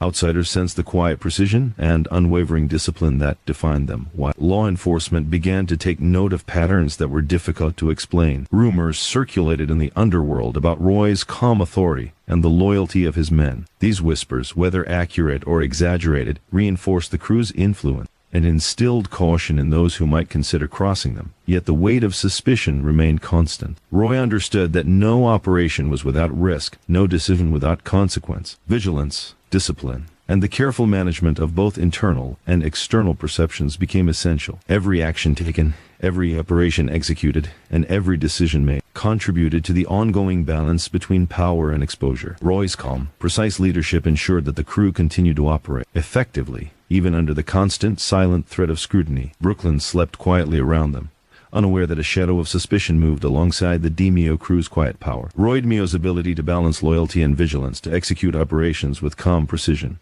and to navigate the increasing attention from all sides solidified his reputation as a master of controlled authority. The weight of suspicion was heavy, but under his guidance the crew continued to thrive, disciplined, precise, and ready to respond to any threat, real or imagined. By the mid-1980s, Roy DeMeo had firmly established the DeMeo Crew as one of the most disciplined and efficient groups operating in Brooklyn. Their operations were meticulous, their loyalty unshakable, and their reputation both feared and respected. Central to this dominance was the system Roy had developed and refined over the years, a method of eliminating threats that combined efficiency, discretion, and chilling precision. This approach, later known as the Gemini Method, had become the defining feature of the crew's operations, and Roy's quiet, control, leadership made it possible. The Gemini Method was not impulsive or haphazard. It was carefully planned, rehearsed mentally, and executed with precision. Targets were chosen based on necessity, whether a dead ode, a threat to the crew, or an obstacle to an operation. Every step was considered: timing, location, execution, and disposal. Nothing was left to chance. Roy understood that the success of the crew and their survival depended on consistency and silence. Mistakes in this method were rare because preparation and attention to detail were paramount. Roy's calm demeanor allowed him to guide the crew through operations that might have overwhelmed lesser leaders, while others in the criminal world relied on displays of aggression or intimidation. Roy relied on planning, control, and absolute precision. Each member of the crew understood their role. Some were responsible for surveillance, others for execution, and still others for cleanup and disposal. Communication was minimal, measured, and often nonverbal, ensuring that operations could be carried out efficiently without attracting attention. The system also required psychological discipline. Carrying out acts of violence with such methodical control demanded a separation of emotion and action. Roy taught his men to approach each task as a job to be completed, not as an emotional act. This detachment was essential to the Gemini Method's effectiveness. It allowed the crew to maintain calm, execute flawlessly, and ensure that no evidence remained. The precision of the method gave the crew confidence, and confidence reinforced their loyalty and discipline. The Gemini Method was not only a tool of enforcement, but also a mechanism of reputation. Word spread quietly throughout Brooklyn's underworld about the crew's efficiency and discretion. Those who owed debts or crossed the crew often vanished without a trace, creating a sense of caution and respect that required no outward threats. Roy's calm, unassuming presence amplified this effect. Outsiders could not predict his actions, and that unpredictability, combined with meticulous planning, made him both formidable and respected. Each operation using the Gemini method was meticulously prepared. Surveillance was conducted discreetly, often over days or weeks, to ensure the target's habits, routines, and vulnerabilities were understood. Execution was planned down to the smallest detail: the timing, the location, and the sequence of actions. Even the aftermath, the disposal of evidence, the movement of personnel, and the cleanup was structured and rehearsed. Every aspect of the operation reflected Roy's philosophy: calm, control, and precision above all else. The method's efficiency was enhanced by the trust Roy had cultivated within his crew. Each man understood the importance of his role, the consequences of error, and the necessity of loyalty. Deviations from protocol were unacceptable. This trust allowed operations to proceed smoothly, even under high-stakes conditions. The crew's collective discipline turned the Gemini method into more than a system of enforcement. It became a defining feature of their identity, a measure of their power and reliability. Despite the dark nature of these operations, Roy maintained his outward normalcy. At home, he remained a devoted father and husband, ensuring his children experienced a life of stability and care. This dual existence, the calm family man and the precise, calculated crew leader, allowed him to compartmentalize, preserving focus and emotional control. The Gemini method, while inherently violent, was always executed with this control: detachment, ensuring that the crew remained disciplined and efficient. The success of the Gemini method also increased the crew's influence within the Gambino family. Assignments that required discretion, precision, or efficiency were increasingly entrusted to Roy and his men. Their reputation for flawlessly executed operations reinforced their value, making the crew indispensable. This increased responsibility brought both power and risk. Yet Roy's calm approach ensured that the crew could handle more complex operations without compromising safety or secrecy. Each new success reinforced the Gemini method's effectiveness and solidified the crew's reputation. Outsiders, unaware of the careful planning behind each action, perceived a mixture of unpredictability and inevitability. Debts were collected, threats were neutralized, and problems were solved without a trace. The crew's ability to operate efficiently and silently made them one of the most formidable groups in Brooklyn. Roy's calm authority and methodical planning were central to this perception, creating a quiet power that few dared to challenge. The psychological impact of the Gemini method extended beyond the crew. Those who heard whispers of its precision understood the stakes of crossing the DeMeo Crew. Fear was subtle but pervasive, not derived from random violence, but from the understanding that every act carried consequences executed with flawless precision. Roy's leadership style ensured that this fear reinforced loyalty and respect, rather than inciting panic or rebellion. Even as the Gemini method became more central to the crew's operations, Roy continued to refine and adapt it. Lessons from past operations were incorporated, risks were minimized, and procedures were standardized to ensure maximum efficiency. Every success strengthened the system, and every challenge offered an opportunity to improve it. Roy's leadership, calm and methodical, ensured that the crew remained disciplined, loyal, and efficient under all circumstances. By this stage, the DeMeo Crew had become synonymous with quiet power, precision, and control. The Gemini method, perfected under Roy's guidance, was the foundation of their reputation and their success. It allowed them to operate efficiently in a dangerous, unpredictable world, maintaining loyalty, managing fear, and enforcing authority with precision. Roy DeMeo, calm and deliberate, stood at the center of it all, a leader whose influence, skill, and strategic thinking had made the crew one of the most formidable forces in Brooklyn's underworld. Brooklyn slept beneath the quiet glow of streetlights, unaware of the precision and control quietly asserting itself in its streets. Roy DeMeo's Gemini method ensured that the crew operated flawlessly, that loyalty was maintained,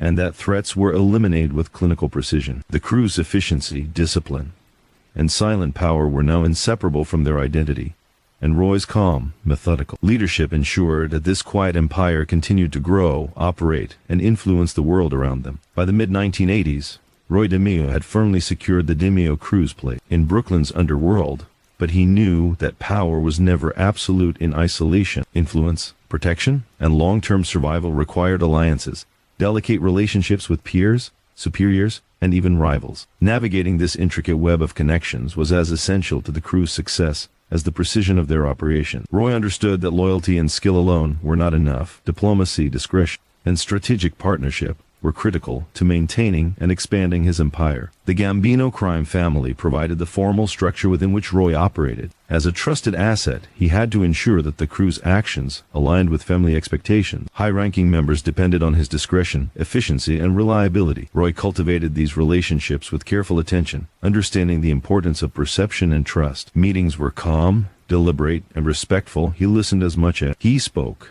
conveying loyalty through measured actions rather than words. Through this approach, he strengthened his standing without attracting unnecessary attention. Beyond the family, Roy recognized the value of informal alliances. Neighborhood figures, small-time operators, and even rival crews could be leveraged to expand influence or gather intelligence. He approached these relationships with the same meticulous attention he applied to his operations. Conversations were measured, gestures deliberate, and promises carefully calibrated. Trust was earned slowly, and Roy never assumed loyalty without evidence. By combining discretion with strategic engagement, he created a network of contacts who could be relied upon when opportunities or challenges arose. These alliances were not always straightforward. Rivalries and tensions simmered beneath the surface of Brooklyn's criminal landscape. Some groups were threatened by the DeMeo Crew's efficiency and growing influence. Others admired it but resented being excluded from opportunities. Roy navigated these tensions by maintaining neutrality when necessary, offering limited cooperation when advantageous, and demonstrating strength without aggression. His calm authority and reputation for precise action ensured that most disputes were resolved quietly, without the chaos that might undermine his position. Internally, the web of alliances reinforced the crew's structure. Members understood that their loyalty extended not only to Roy but to the broader network of obligations and relationships he managed. Each assignment, each interaction, and each decision was informed by the need to maintain these connections. Discipline within the crew was therefore both operational and relational. Failure to observe protocol could jeopardize alliances, attract scrutiny, or create unnecessary risk. Roy's leadership ensured that every man internalized the importance of these dynamics. The Gemini Lounge remained central to managing this web. It was more than a headquarters. It was a hub for planning, negotiation, and observation. Roy used it to coordinate with allies, assess potential threats, and reinforce the principles that guided the crew. Discussions were calm, measured, and deliberate. Every interaction was an opportunity to strengthen ties, gather intelligence, or mitigate risk. Outsiders rarely realized the strategic significance of this space, assuming it was merely a bar when in reality, it was the nerve center of a carefully orchestrated network. Roy's understanding of human behavior played a key role in managing alliances. He recognized the motivations, fears, and ambitions of those around him. By observing patterns of behavior, he anticipated challenges before they became threats. Loyalty was reinforced not through intimidation alone, but through subtle influence, careful negotiation, and the demonstration of consistent reliability. Those who worked with or alongside the DeMeo Crew learned to respect this quiet authority, the calm, deliberate, and unflinching control that defined Roy's leadership. Risk management was central to the web of alliances. Every contact, every partnership, and every negotiation carried potential exposure. Roy mitigated these risks through careful planning, discretion, and precision. Assignments were evaluated not only for operational success,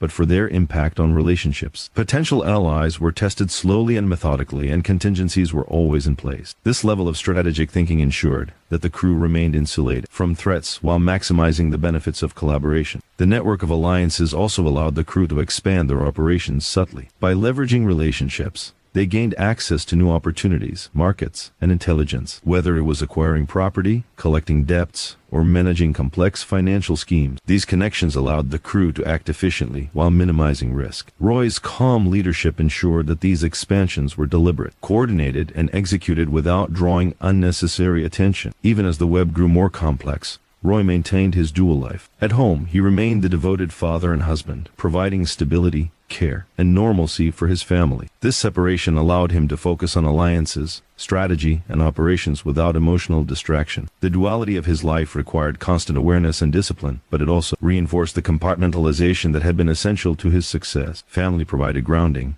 while alliances provided the framework for influence and survival in the unpredictable criminal world. Through this careful management, Roy ensured that the DeMeo Crew remained strong, disciplined, and capable of handling any challenge. The web of alliances provided support, intelligence, and protection, but it required vigilance and precision. Each relationship was maintained through consistent behavior, measured actions, and an unspoken understanding of boundaries. Roy's calm, deliberate approach allowed him to manage these connections effectively, ensuring that the crew's operations continued smoothly and that threats were minimized. Brooklyn remained unaware of the intricate web of influence and strategy unfolding in its streets. Roy DeMeo's careful orchestration of alliances allowed the crew to operate with quiet dominance, executing operations flawlessly while maintaining trust, loyalty, and discretion. The power of the DeMeo Crew was amplified not only by skill and discipline but by a network of relationships managed with the same precision and calm that defined every aspect of their operation. As night fell over Brooklyn, the DeMeo Crew moved through the city with quiet purpose. Allies were strengthened,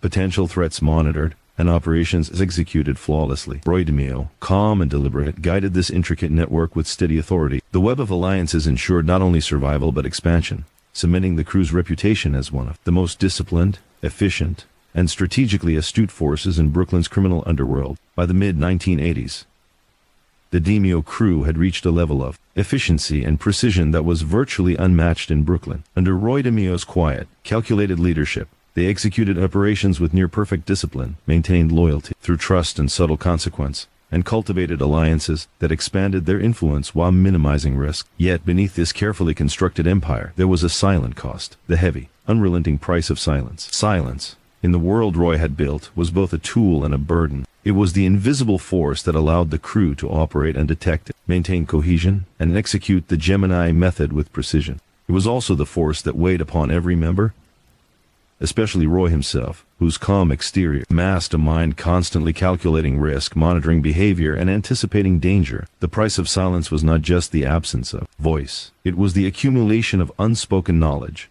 unshared burdens, and unexpressed fears. Within the crew, silence was reinforced through discipline and trust. Each man understood that loose talk, rash decisions, or unnecessary exposure could unravel years of careful work. Conversations with outsiders were measured, private matters kept confidential, and every operation executed without hint of the crew's involvement. The unspoken rules were clear, loyalty was absolute, discretion was mandatory, and silence was survival. Those who violated this code faced consequences that were often final and absolute. For Roy, silence was both shield and responsibility.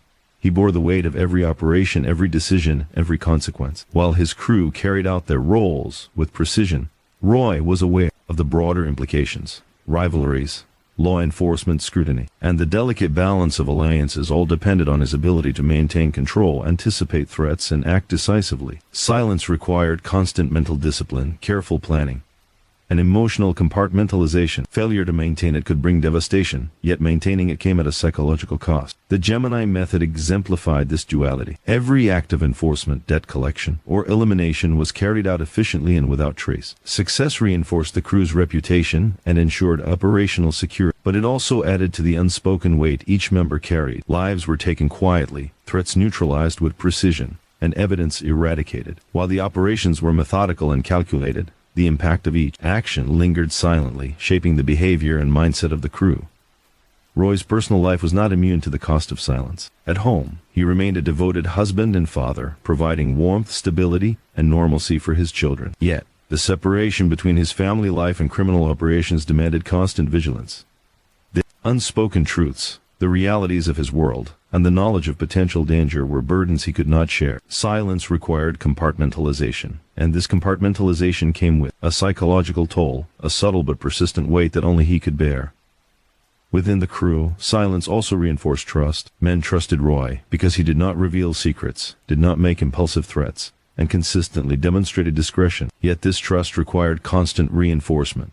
Every operation, every instruction, and every interaction with the outside world had to adhere to strict standards of confidentiality. Any breach could undermine loyalty, jeopardize alliances, and expose the crew to danger. Silence was therefore not merely passive. It was an active, deliberate practice that demanded awareness and control at all times. Silence also played a strategic role in managing relationships beyond the crew. Rival crews, neighborhood figures, and members of the Gambino family all observed, speculated, and reacted to perceived patterns of behavior. Roy's calm, unassuming presence amplified the effectiveness of silence. Outsiders never fully understood the scope of the DeMeo Crew's operation, the efficiency of the Gemini Method, or the discipline within the crew. This lack of knowledge created a subtle but pervasive influence, a quiet power that relied on mystery, discretion, and the fear of the unknown. The psychological cost of silence was particularly acute in moments of high pressure. Decisions had to be made swiftly but carefully, balancing operational objectives with potential repercussions. The Gemini Method, though efficient,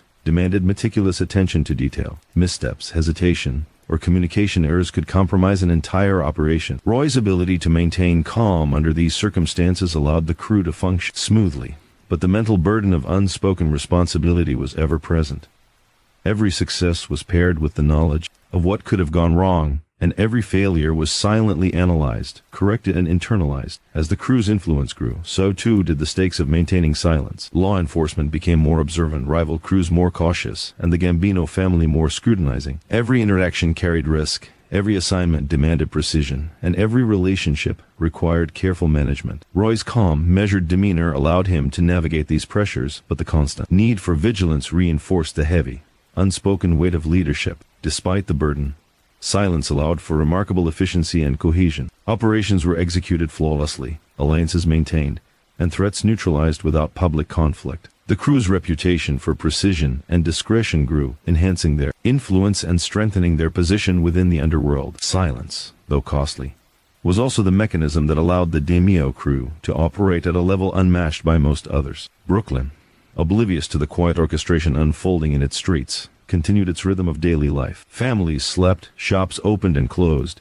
and the city moved through its familiar patterns, unaware of the careful control, strategic planning, and calculated discretion that defined the DeMeo Crew's operation. Roy's ability to maintain silence ensured that their power remained unseen yet undeniable. In the end, the price of silence was clear. It demanded discipline, trust, and emotional restraint. It required compartmentalization, strategic thinking, and unwavering vigilance. But it also created the conditions for efficiency, cohesion, and influence. Roy DeMeo bore this burden quietly, guiding his crew through a world of risk and uncertainty with calm precision. The Gemini Method, loyalty, and careful alliances thrived under his leadership, and the quiet power of the DeMeo Crew continued to grow, a force defined not by noise or spectacle, but by calculated control, disciplined execution, and the heavy, unspoken weight of silence. By the late 1980s, Roy DeMeo had guided his crew through years of meticulous planning, disciplined execution, and quiet dominance over Brooklyn's underworld. The DeMeo Crew had become a formidable force, their influence and efficiency respected and feared by allies and rivals alike. Yet, even in a world built on loyalty, trust, and precision, shadows of betrayal loomed. Roy knew that power could attract envy, dissent, and disloyalty, and even the slightest crack in loyalty could destabilize everything he had built. Betrayal, subtle or overt, was one of the most dangerous threats in the criminal world. Unlike rivals or law enforcement, whose actions could be predicted and countered, betrayal came from within, from men trusted implicitly who might falter under temptation, fear, or ambition. Roy had long understood that loyalty required constant reinforcement, and that even the most disciplined crew members could face pressure that tested their allegiance. Observing human behavior, anticipating weaknesses, and maintaining control were essential to preempting betrayal before it could take root. Roy maintained strict oversight of his crew's operations, ensuring that each man knew his role and that no one acted outside of carefully defined boundaries. Yet, he also understood the limits of control. While discipline and structure were essential, they could not prevent every act of weakness or disloyalty. To mitigate risk, he emphasized transparency within the operations framework, reporting procedures, accountability, and adherence to protocol. These measures, while seemingly administrative, were designed to prevent suspicion and betrayal from undermining the crew. The Gemini Method, which had secured the crew's reputation for precision, also acted as a deterrent. Men knew that mistakes, disloyalty, or breaches of protocol could carry fatal consequences. Yet, fear alone could not ensure loyalty. Roy balanced discipline with mentorship, guidance, and mutual respect. He reinforced the principle that the crew's success depended on collective effort, trust, and efficiency. Betrayal, whether born of greed or weakness, threatened not only the individual but the entire crew, and Roy made this clear without resorting to constant intimidation. Despite these precautions, subtle signs of tension sometimes appeared. Men who were ambitious or impatient could test limits, quietly probing boundaries or questioning decisions. Rivals might attempt to influence crew members, creating doubt or sowing discord. Roy addressed these threats calmly, observing behavior, reaffirming loyalty, and, when necessary, taking decisive action. In this way, he maintained cohesion, authority, and control without undermining morale or trust. The key was subtlety, a quiet demonstration of awareness and preparedness that reinforced discipline while preventing panic. Betrayal also had a psychological weight. Roy carried the knowledge that trust could be fragile, that even those closest to him might falter under pressure. This awareness reinforced his vigilance, shaping decisions and interactions, while his outward demeanor remained calm, deliberate, and unshakable. The internal awareness of potential treachery sharpened his focus and informed every choice. Each assignment, each operation, and each relationship was evaluated not only for effectiveness, but for the loyalty it reflected. The external world compounded this threat. Law enforcement increasingly sought informants, and rival crews looked for opportunities to exploit weaknesses. Men under pressure, fearing legal consequences or personal danger, could be tempted to cooperate with outsiders. Roy's careful management of his crew, combined with the disciplined execution of operations, minimized these risks, but he never allowed complacency.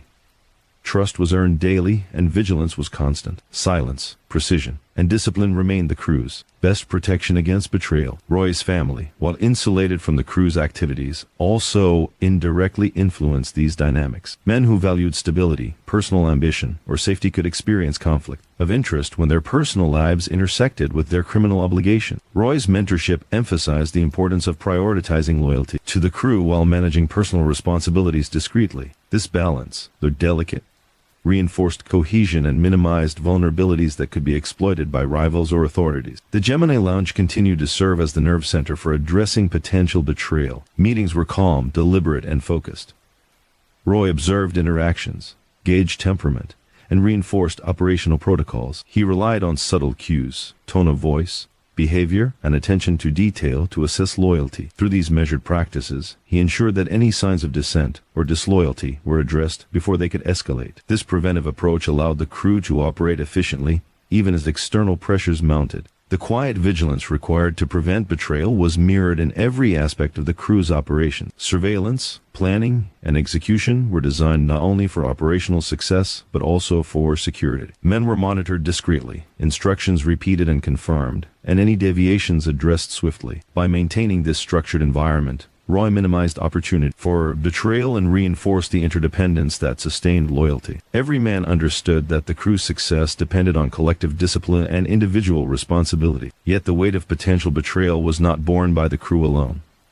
Roy himself remained the ultimate arbiter of loyalty. Every decision whom to trust, how to assign responsibilities, and when to intervene carried significant consequences. The psychological burden of anticipating and mitigating betrayal was constant. Yet Roy's calm demeanor allowed him to manage it effectively. His ability to maintain control under these pressures solidified the crew's cohesion and ensured that operations continued without disruption. As the crew grew more influential, the stakes of betrayal increased. High-profile assignments, complex financial dealings, and strategic alliances amplified the consequences of disloyalty. Roy's careful management ensured that the crew could navigate these risks while maintaining operational efficiency and discretion. The quiet authority he exercised created a culture of loyalty reinforced not by fear alone, but by trust, shared purpose, and the understanding that betrayal carried a weight far greater than any individual could bear. Brooklyn remained largely unaware of the subtle dynamics at play beneath the surface. The DeMeo Crew's operations continued with precision, efficiency, and calm authority. Yet,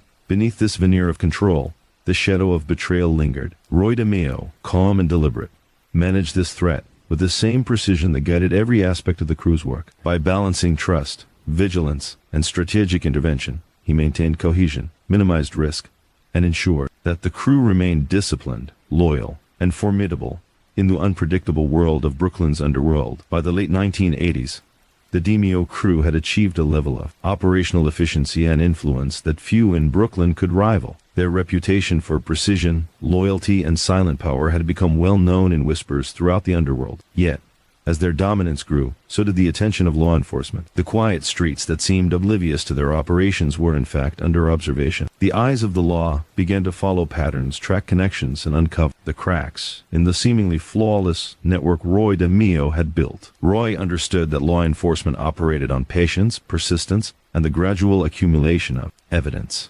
Unlike rivals who acted impulsively or predictably, the authorities relied on observation over time. Every disappearance, unexplained transaction, and subtle clue had the potential to draw scrutiny. Roy's calm demeanor and methodical control had shielded the crew for years, but he knew that the law could be relentless. Vigilance was not just a precaution, it was essential for survival. The crew's operational security remained a top priority. Surveillance techniques, both internal and external, ensured that patterns were difficult to detect. Every operation was executed with meticulous attention to detail, minimizing exposure. The Gemini Method remained central, not only for eliminating threats but for maintaining discretion. By removing problems efficiently and silently, Roy ensured that the crew's action left little trace, reducing the risk of attracting law enforcement attention. Roy also understood the importance of compartmentalization. Crew members were kept informed only on a need-to-know basis, limiting the spread of sensitive information. The fewer people who knew the full scope of operations, the less likely details could be inadvertently or deliberately revealed. This approach extended beyond operations into communication, financial dealings, and interactions with outsiders. Silence and precision were maintained as a protective measure, shielding both the crew and Roy himself from potential exposure. Law enforcement, however, was not static. Investigations evolved, tactics shifted, and informants were sought. The threat of betrayal, either from within the crew or from associate in the surrounding network, was amplified by external pressure. Roy had long anticipated this, reinforcing loyalty, reinforcing the importance of discretion, and monitoring behavior closely. Every interaction, every assignment, and every partnership was evaluated not only for operational success, but also for its potential impact on exposure. The Gemini Lounge continued to serve as the hub of control. It was here that Roy observed, guided, and coordinated. Subtle behavioral cues, patterns of speech, and nuances in conduct were all carefully noted. By maintaining this watchful presence, he could address potential vulnerabilities before they escalated. The crew, trained in both operational skill and psychological awareness, mirrored this vigilance in their own tasks. This culture of observation allowed them to anticipate law enforcement moves and adapt without panic. Despite careful precautions, the psychological weight of law enforcement attention was constant. Roy knew that a single mistake, a single slip, could attract scrutiny and unravel years of careful planning. Every transaction, every decision, and every interaction had to be weighed against the possibility of exposure. This constant assessment required focus, patience, and a calm, disciplined mind. Roy's ability to maintain this control was key to the crew's continued success under increasing pressure. The crew's interactions with outsiders were carefully managed to minimize risk. Business dealings, financial transactions, and casual associations were executed with discretion. Those outside the inner circle were deliberately kept at a distance, their involvement limited to prevent the spread of sensitive information. Roy's calm, authoritative presence ensured that all members understood the importance of this practice. Compliance was not achieved through fear alone, but through respect for his judgment, mentorship, and the collective understanding that discretion equaled survival. Law enforcement attention also had subtle ripple effects in the underworld. Rivals, aware of increased scrutiny, adjusted their own strategies. Some attempted to exploit perceived vulnerabilities, while others avoided contact altogether. Roy's careful management of alliances and rivalries ensured that these dynamics did not destabilize the crew. Observation, anticipation, and strategic engagement allowed the crew to navigate an increasingly complex environment while maintaining operational efficiency. Even as the eyes of the law intensified their focus, Roy maintained his dual existence. At home, he remained a devoted husband and father, ensuring that his family experienced stability and normalcy. This separation of worlds allowed him to focus on operations and strategic defense without distraction, while also preserving the compartmentalization that had been essential to his leadership. Family life was not merely a sanctuary but also a reminder of what was at stake, reinforcing the discipline and caution necessary for survival. The pressure of law enforcement scrutiny also reinforced the crew's operational standards. Attention to detail became more rigorous, execution more precise, and communication more measured. Every operation was evaluated not only for its immediate outcome, but for its potential to attract investigation. Mistakes were not tolerated, and deviations from protocol were addressed immediately. The presence of external observers heightened the need for perfection, reinforcing the crew's discipline and efficiency. Roy's leadership style, calm and deliberate, allowed the crew to function effectively under pressure. They continued to operate with quiet dominance, executing assignments flawlessly while remaining largely invisible to authorities. The psychological weight of potential discovery was mitigated by the discipline, loyalty, and cohesion Roy had cultivated over the years. The eyes of law enforcement were a constant presence, yet the crew remained a step ahead, guided by Roy's steady hand and strategic foresight. Brooklyn, as always, appeared unaware of the calculated operations unfolding within its streets. Police surveillance, investigation, and the gradual accumulation of evidence were happening in parallel to the crew's meticulous planning. Roy's understanding of human behavior, law enforcement methods, and operational security allowed the crew to continue functioning efficiently. Their silent dominance remained intact, even as the pressure of scrutiny intensified. In the end, the eyes of law were a test, a reminder of the fragility of power and the necessity of vigilance. Roy DeMeo, calm, measured, and precise, navigated this environment with the same careful discipline that defined every other aspect of his life. Through observation, strategy, and unwavering control, he ensured that the crew remained loyal, efficient, and effective. The pressure of scrutiny, though constant, reinforced the strength, cohesion, and precision that had made the DeMeo Crew one of Brooklyn's most formidable forces. By the late 1980s, the DeMeo Crew had become a name whispered in fear and respect across Brooklyn's criminal landscape. Their efficiency, loyalty, and quiet power under Roy DeMeo's calm leadership had made them nearly untouchable. Yet, with power and success came the burden of reputation, a weight as heavy and exacting as any operational risk. Reputation was both protection and pressure, influencing allies, rivals, and law enforcement alike. Roy understood that maintaining this carefully constructed image was as critical to survival as precision in execution. Reputation was built over years of calculated action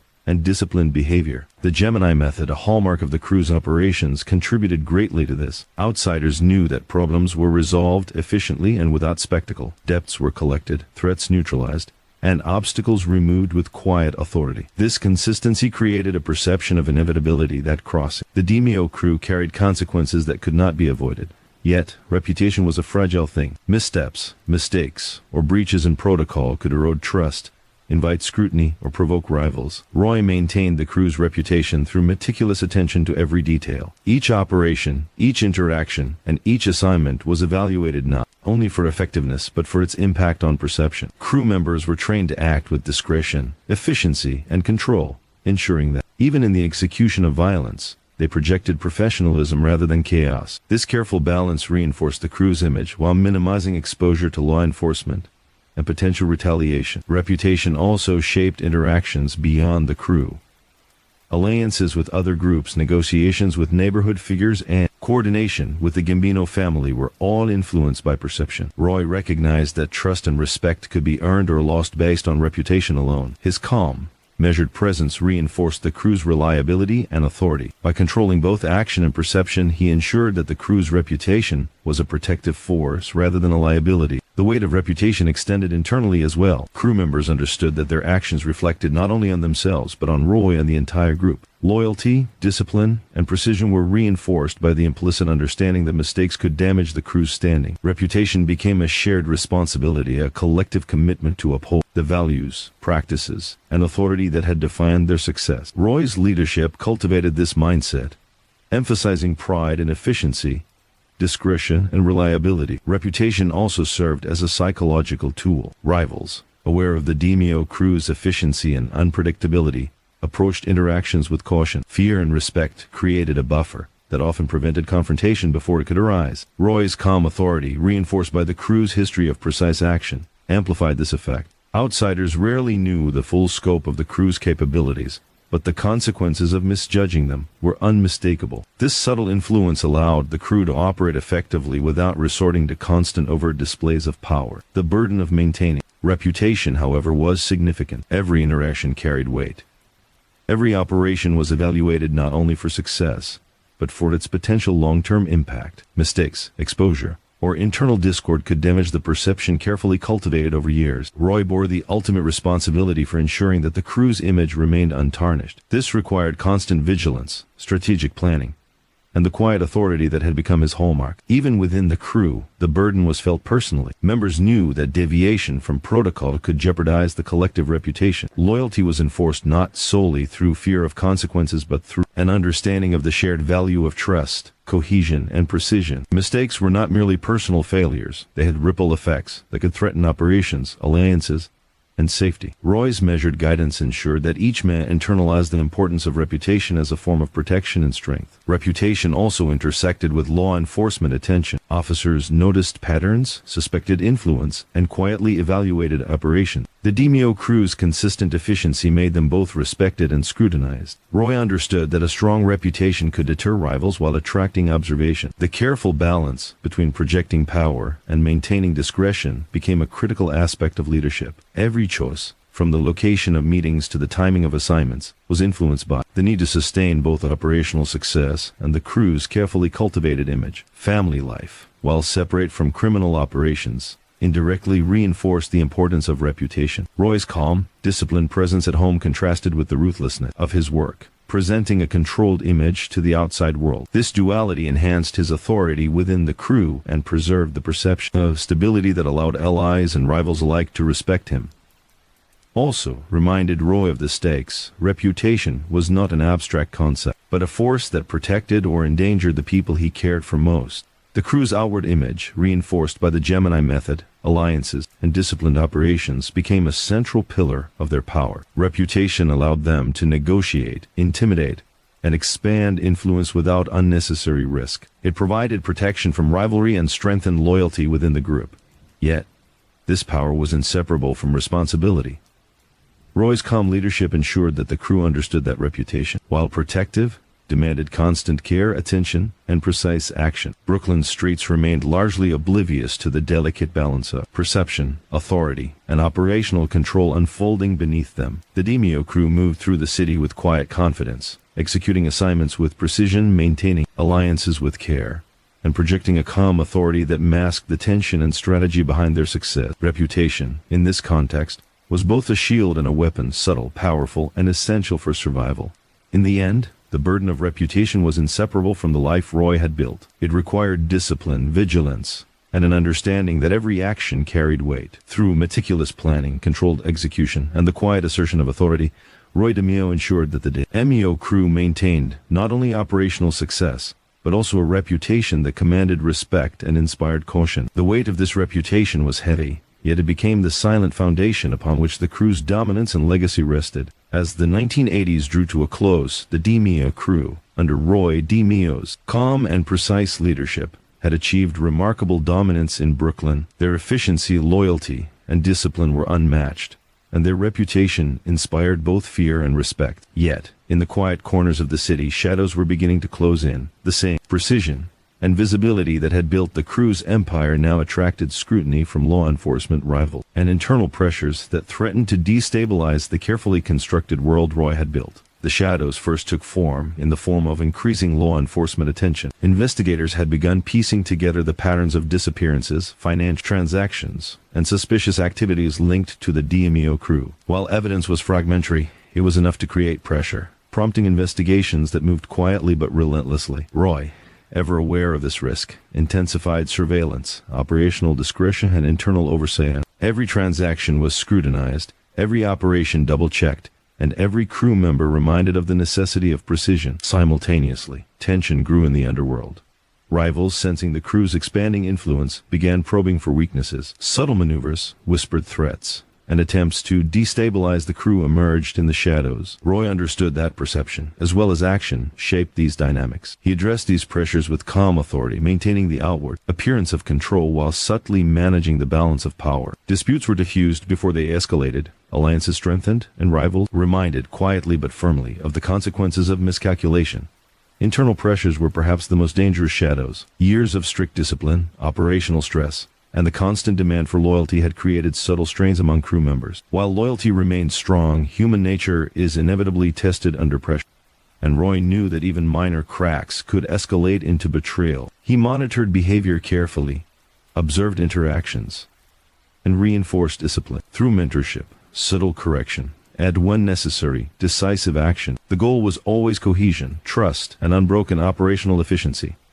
The Gemini Method remained central to maintaining control amid these shadows. Its precision and efficiency had ensured the crew's dominance, but now it became a tool of protection against exposure. Each operation was executed with careful planning, surveillance, and adherence to protocol. The method's predictability to insiders and unpredictability to outsiders ensured that threats were neutralized without attracting unnecessary attention. The crew's discipline, reinforced by Roy's calm leadership, allowed them to function effectively even under mounting pressure. Roy's dual life further complicated the challenge. At home, he remained a devoted father and husband, maintaining the appearance of normalcy. Yet, the stress of operational control, the vigilance required to manage, loyalty, and the awareness of law enforcement scrutiny weighed heavily. The ability to compartmentalize, separating family life from criminal operation, was essential to preserving both mental stability and operational effectiveness. Each day demanded focus, patience, and unwavering calm.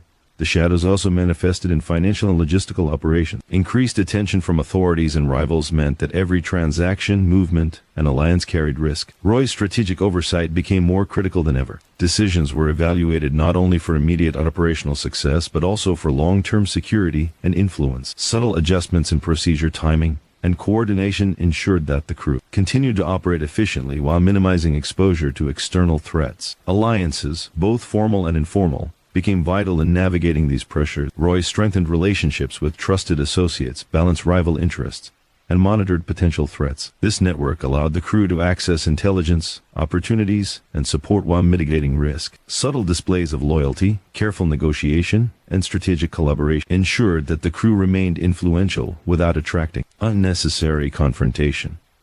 The shadows of pressure required a delicate balance of authority, diplomacy, and precision. Psychologically, the closing shadows created a constant tension. Roy and his men were aware that their actions could have far-reaching consequences. Mistakes, exposure, or betrayal could disrupt operations and jeopardize the crew's dominance. Yet, Roy's calm, methodical leadership allowed them to channel this tension into vigilance rather than fear. The crew's training, discipline, and loyalty reinforced the ability to operate under pressure, ensuring that the shadows, while real, did not paralyze or compromise their effectiveness. As law enforcement intensified their observation, Roy also anticipated the risk of informants. The pressure on individuals within the crew, coupled with the persistent scrutiny of authorities, created a potential vulnerability. Roy's proactive approach, monitoring behavior, reinforcing loyalty, and maintaining operational control minimized the likelihood of internal compromise. The combination of mentorship, discipline, and subtle deterrence ensured that potential threats were identified and neutralized before they could escalate. The DeMeo Crew's reputation, built over years of precise action, remained a protective shield, even as the shadows closed in. Rivals and law enforcement alike recognized the crew's efficiency, discipline, and ruthlessness,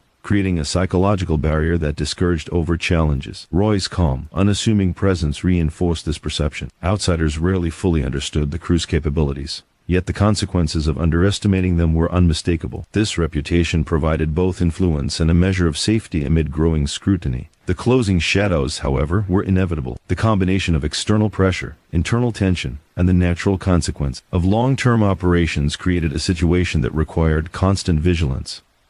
Roy's calm leadership, the crew's loyalty, and the disciplined execution of operations were tested daily. Each day demanded focus, precision, and the ability to adapt to shifting circumstances while maintaining control over both perception and action. Brooklyn remained largely unaware of the complexity of the pressures surrounding the DeMeo Crew. Streets appeared calm, businesses operated normally, and life continued uninterrupted. Yet behind the surface, law enforcement investigations, rival maneuvers, and internal vigilance created a tense, dynamic environment. Roy DeMeo's calm authority, strategic foresight, and unwavering discipline allowed the crew to navigate this world successfully. The shadows may have closed in, but under his guidance, they moved with precision, cohesion, and quiet dominance, ready to confront any challenge with the same calculated control that had defined their rise. By the early 1990s, the DeMeo Crew had reached a pinnacle few in Brooklyn's criminal underworld could rival. Under Roy DeMeo's calm, precise, and strategic leadership, they had built a reputation of efficiency, loyalty, and silent dominance. Yet, as with all empires built on secrecy and control, time and circumstances began to erode their foundation. The careful balance of operations, alliances, and reputation faced mounting pressure, both from law enforcement and from the inherent vulnerabilities of human nature. The inevitable fall was approaching, and with it came reflection on the legacy Roy and his crew would leave behind. The cracks in the crew's operations first became visible through increasing scrutiny by law enforcement. Investigators had grown more sophisticated, piecing together patterns of disappearances, financial movements, and associations with uncanny precision. Subtle evidence once overlooked or dismissed now connected dots that painted a picture of the crew's widespread influence. Roy had long anticipated scrutiny, maintaining operational discipline, compartmentalization, internal loyalty, but the sustained pressure began to strain the system. Even the most efficient crew could not remain invisible indefinitely.